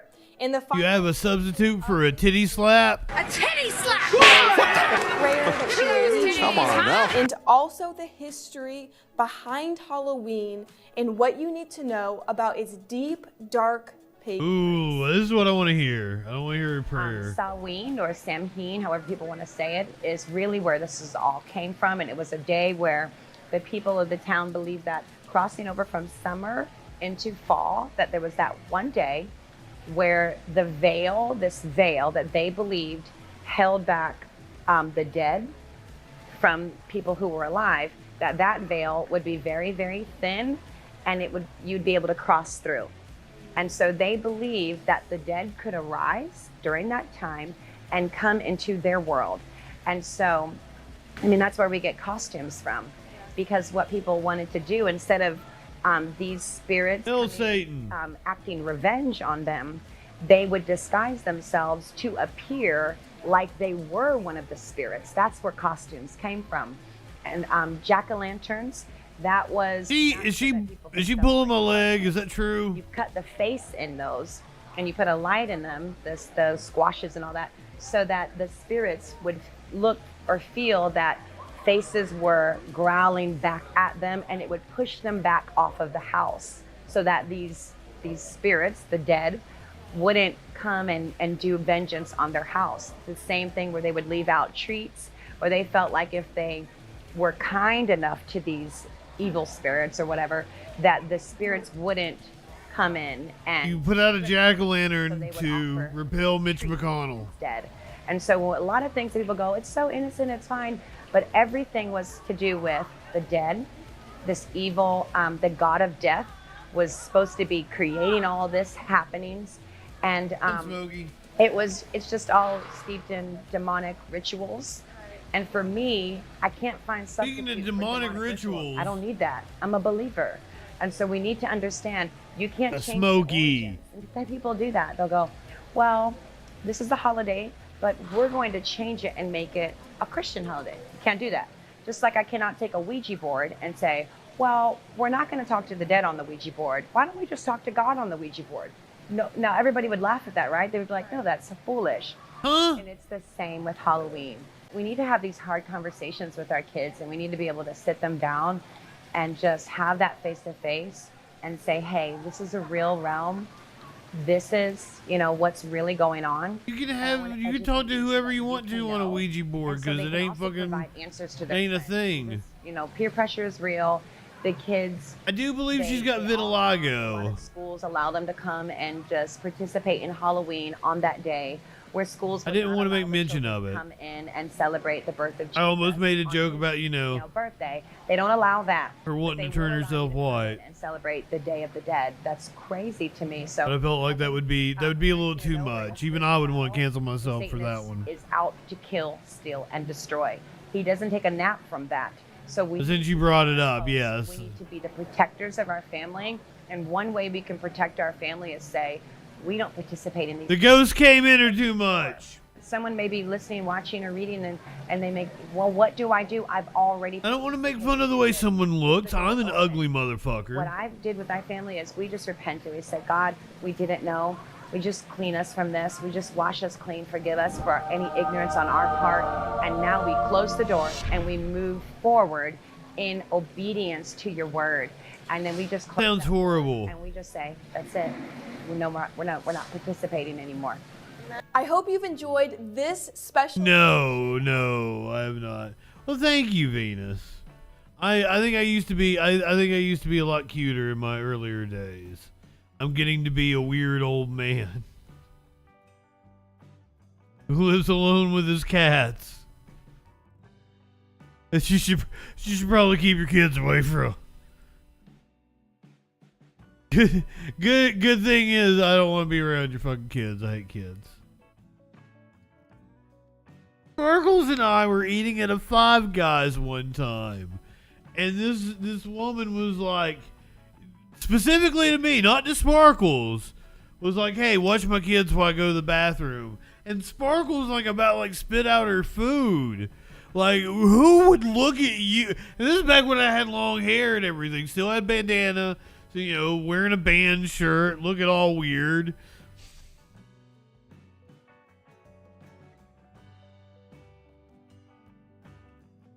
You just couldn't believe that someone would be like, hey, look after my kids. I'm kind of surprised myself. Come on, man.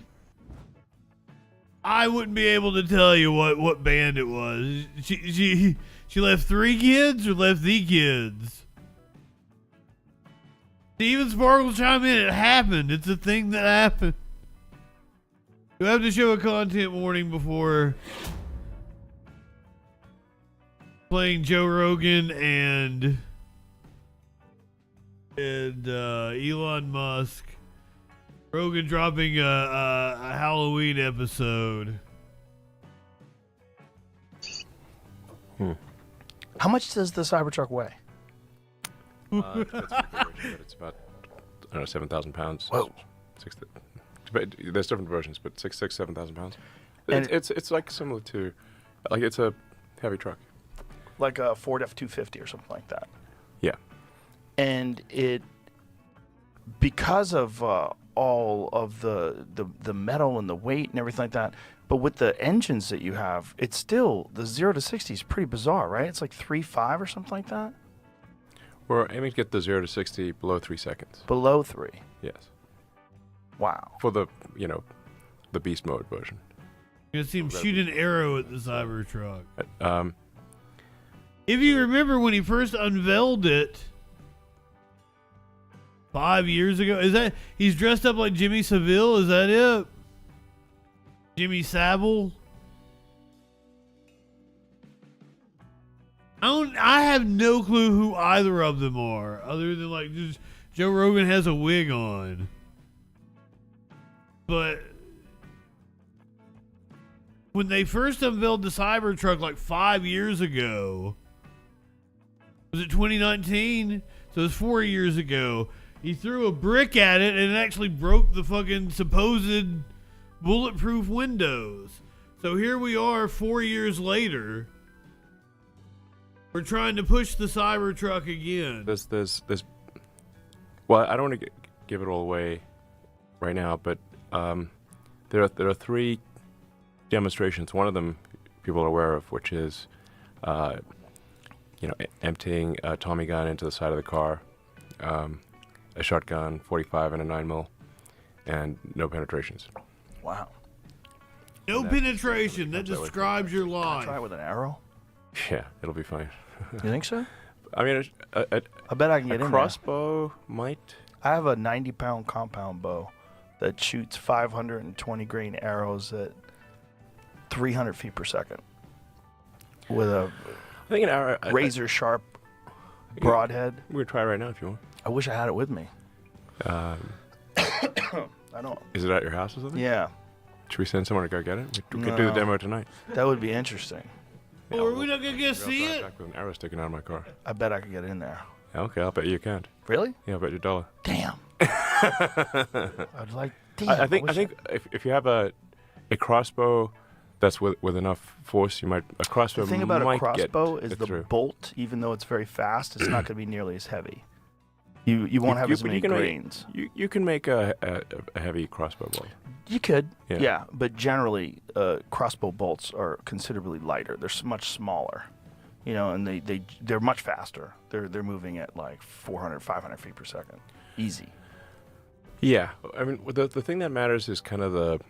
Are we not gonna get to see area? an arrow into this fucking?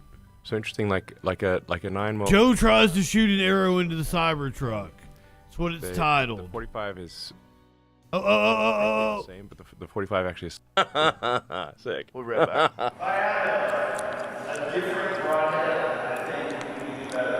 Bring it back. By God, this is what we came for. Just don't, have the arrow come back in. I mean, just beware. I'm rooting for Joe here. You might want to do it at a slight angle.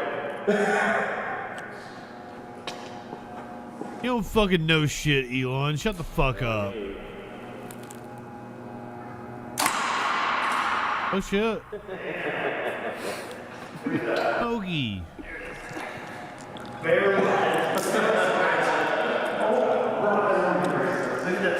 Blew the arrow apart.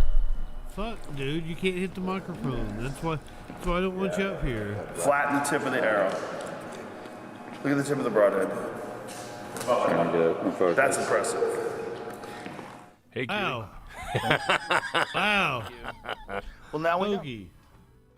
So we just Spider shot an Pickle. arrow into it, and it barely scratched it. Barely scratched it. Yeah. It was probably moving 275 feet a second. That was a 525 grain-ish arrow with, even more than that, because it had the 125 grain head, so that was 545 grains. That's impressive. Give us some head. Yeah. Very impressive. It just destroyed the broadhead. The broadhead flattened at the tip, and then the arrow blew apart. Yeah. Amazing. Yeah, it's like I said, you could. We have a cool video we'll show at the handover event next month, which is emptying an entire magazine of a Tommy gun, which I think is like on the order of 50 rounds.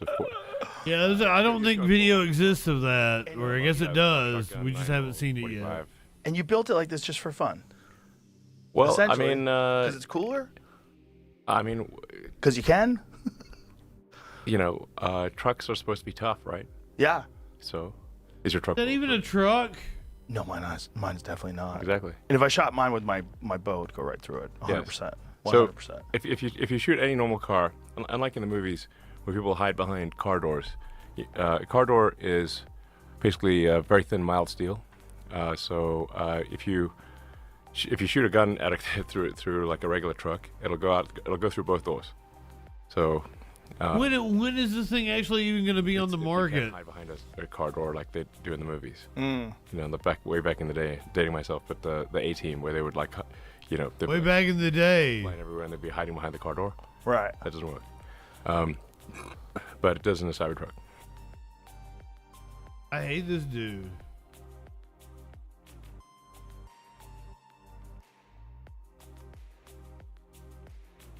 Boogie really wants some. I don't know if I can do both of these. Which you want to do Snow White or do you want to do Spider-Man? Disney versus the Daily Wire. Woke's got the Spider-Man. Billionaires are indeed morons.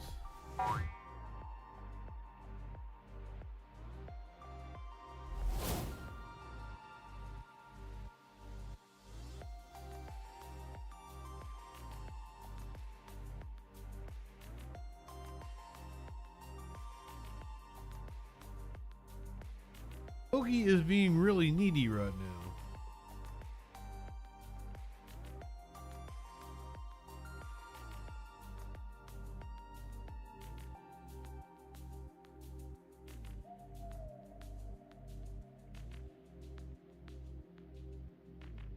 The Woke's got the Spider-Man.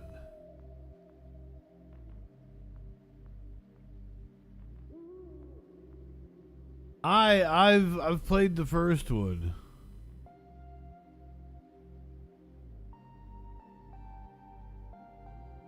I have not played Woke Insomniac Games, Destruction of Spider-Man.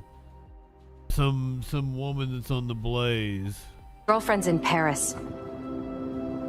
And I got her into trouble with some bad people. I've always known you're a special guy.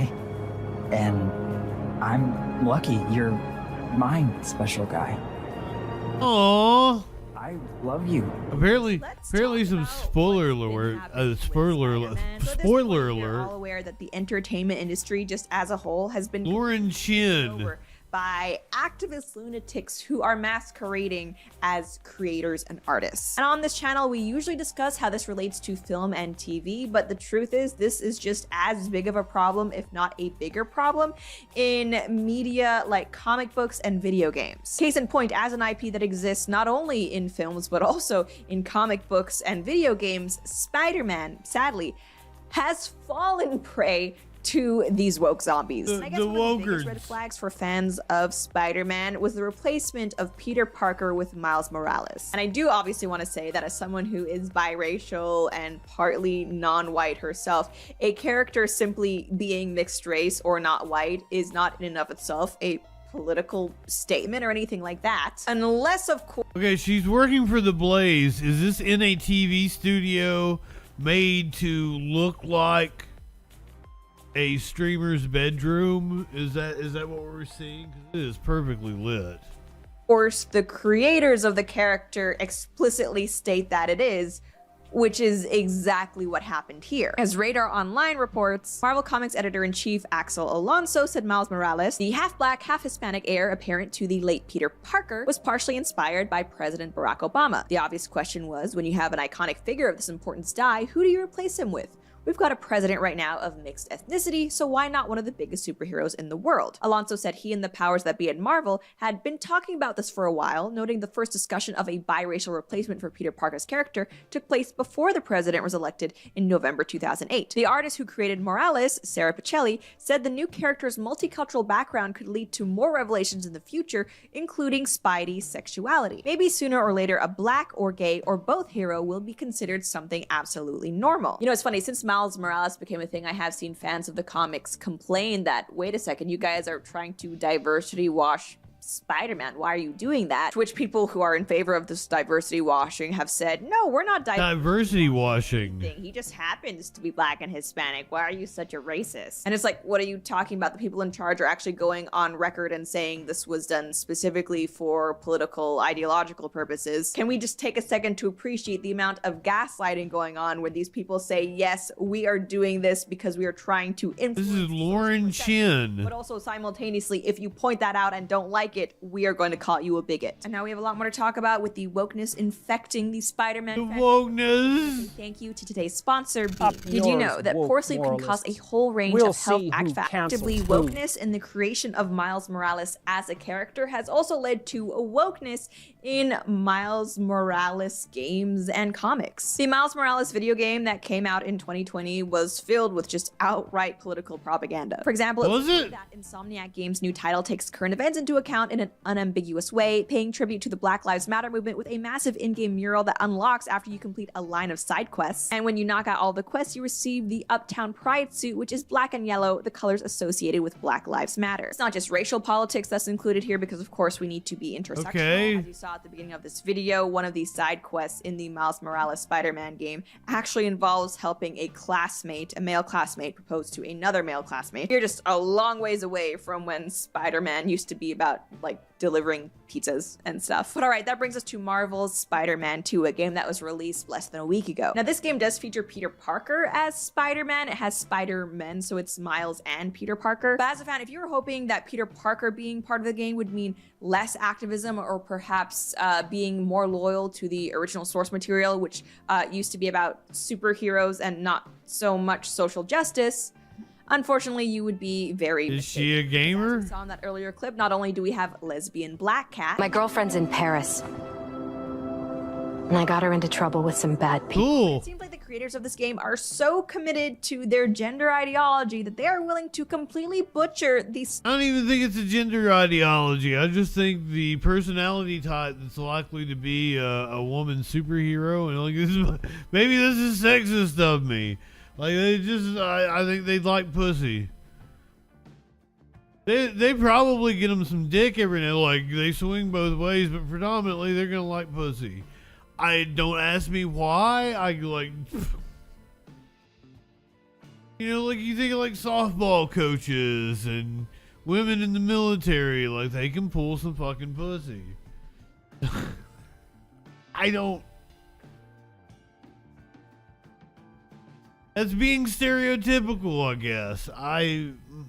Spanish language in order to avoid offending non-binary people. And I'm not even kidding. We have this article from Niche Gamer. Social media's learned the alleged Spanish version of Marvel Spider-Man 2 alters the Spanish language to... A lot of people watch this. Let's find out how many views it's got. 30,000 views.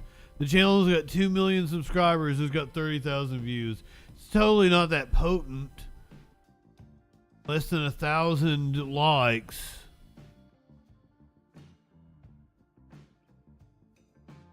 To be inclusive and to the The audience for this is slim. One Twitter user shared a video of the alleged Spanish version of the game and started to break down why it makes no sense. And we have this post by user Mangalore. And how many of those are like streamers that watch this for content? 5%. Interesting for Latinos, Spider-Man 2 has inclusive language. For those English speakers, this would be like spreading Latinx all over the game. And there's also this clip of gameplay included. Primero quiero que conozcas a la doctora Young, una importante entomóloga. ¿Sabes qué es la entomología? Sí.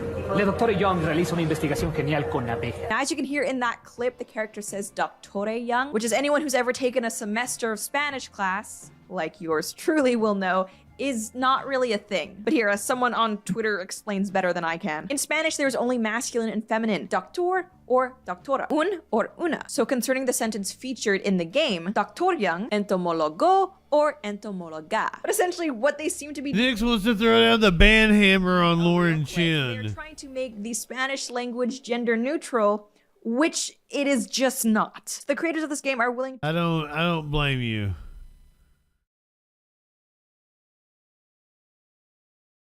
This is just like mindless dribble that they put out for content. Luckily, like the audience isn't that big for it, but I mean, who am I to say?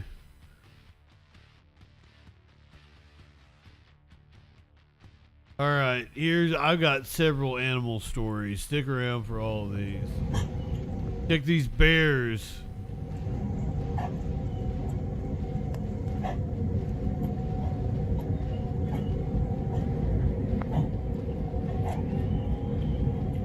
Bears were inspecting the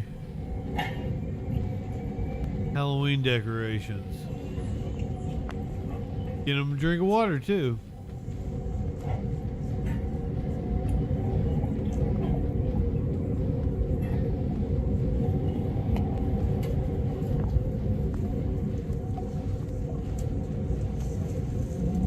Bears be on their way. That was adorable. Here's the Smokey again.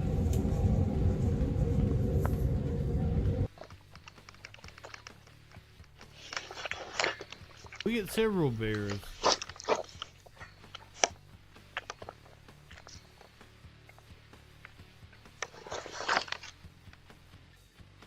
This is in North Carolina.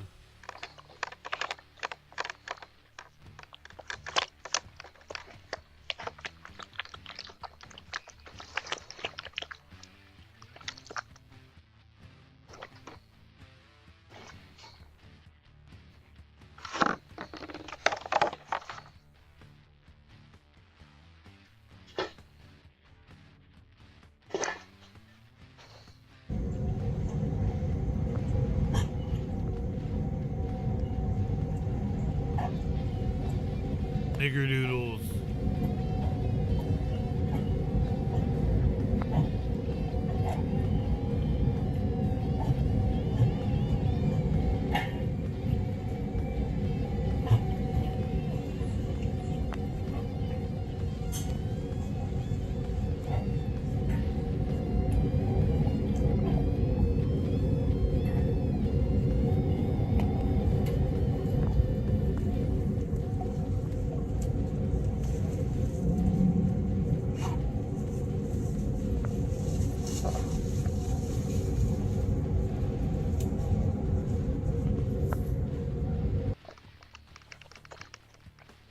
But this isn't Halloween related. So I've still got a couple animal videos after.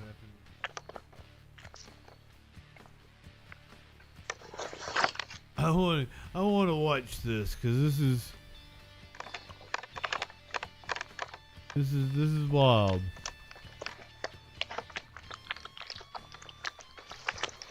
Posted it on Halloween, but I don't know that it has anything to do with Halloween.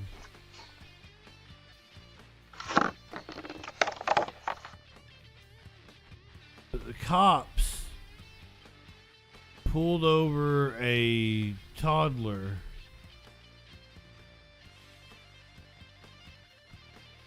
Why is the cops pulling over a toddler? You know that sinking feeling when you notice flashing lights in the rear view? Look behind you!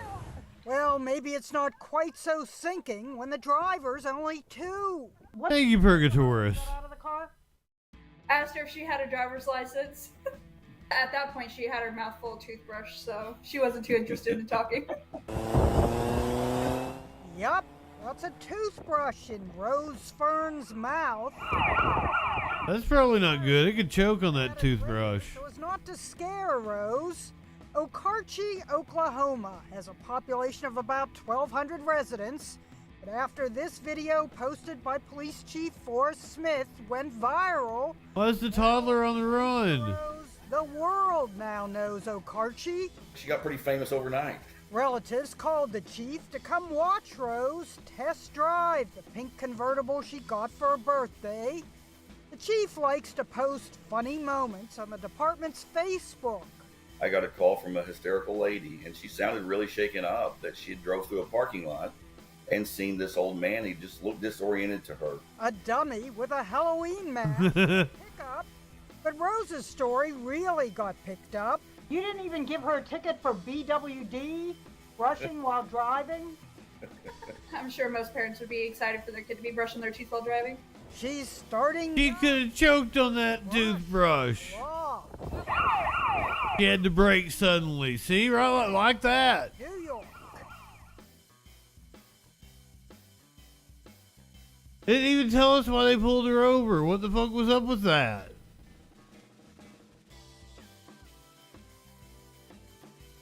I think they have violated that toddler's Fourth Amendment right. Here's some animals at the zoo getting some pumpkin treats.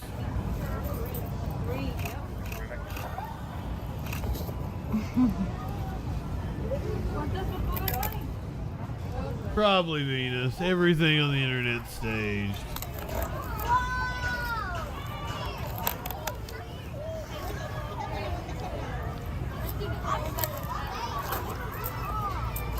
Ticketed for no seatbelt.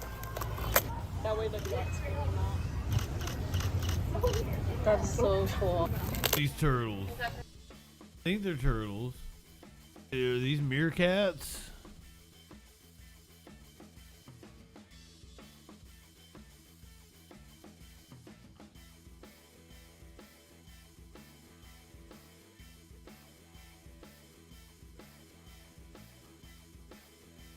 Cute as fuck.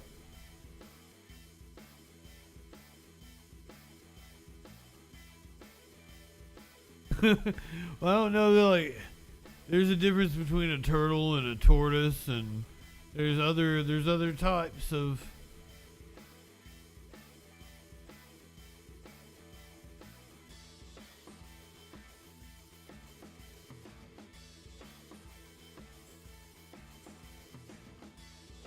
They were a tortoise.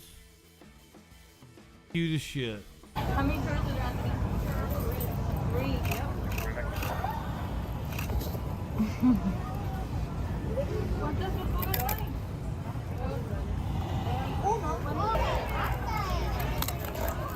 Got broke open. They're enjoying their pumpkin. Bogey! That way the ducks come out. That's so cool.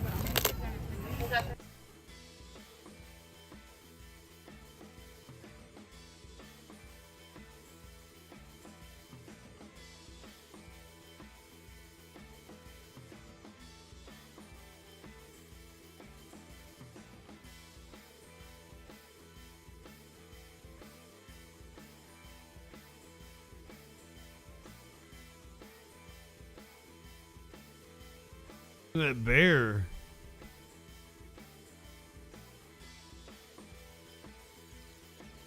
He's licking it. I figured he'd crush it. Big bear hands.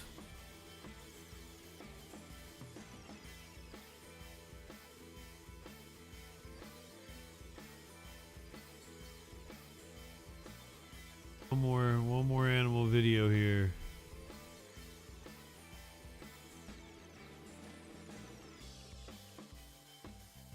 Go to a trick-or-treat event at the animal shelter, an event for adoptable dogs and cats. Check out this new video from the Bulverde Area Humane Society. This was the 3rd annual trick-or-treat event for their adoptable dogs and cats. It is important to not only the shelter's volunteers, but the future furry family members. So they get to enjoy some treats before the ultimate jackpot. Volunteers say every year the event is a driving force for the shelter. These donations typically will last us almost an entire year. I know just recently we just ran out of the dog treats that we got from this event last year. I've been here 8 years and I've been with a dog here that's been here for 7. And people don't see how they degrade every year, you know, the behaviors. I mean, this is a no-kill shelter, but it's not a place for a dog to live. The Bulverde Area Humane Society wants the community to know their animals have already written their Christmas list this year, and a warm home is at the very top of that list, I know. However, stocking stuffers like garbage bags and paper towels are always welcomed. I follow them on Facebook. They do a great job up there in Bulverde. Go get you an older animal. This was the 3rd annual trick-or-treat event for their adoptable dogs and cats. It is important to not only the shelter's volunteers. You can go down to a shelter and just like walk a dog. Treats before the ultimate jackpot. Go give some lovin's to an older dog. Driving force for the shelter. These donations typically play with the older kitties. An entire year.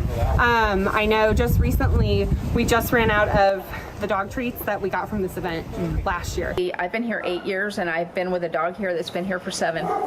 And people don't see how they degrade every year, you know, the behaviors. I mean, this is a no-kill shelter, but it's not a place for a dog to live. An awesome event. Wants the community to know their animals have already written. Go ahead, list this year. light one up, tip one back. It's all right to have a little fun before you hit the sack. I'm JustinFREAKIN. We'll see you tomorrow night.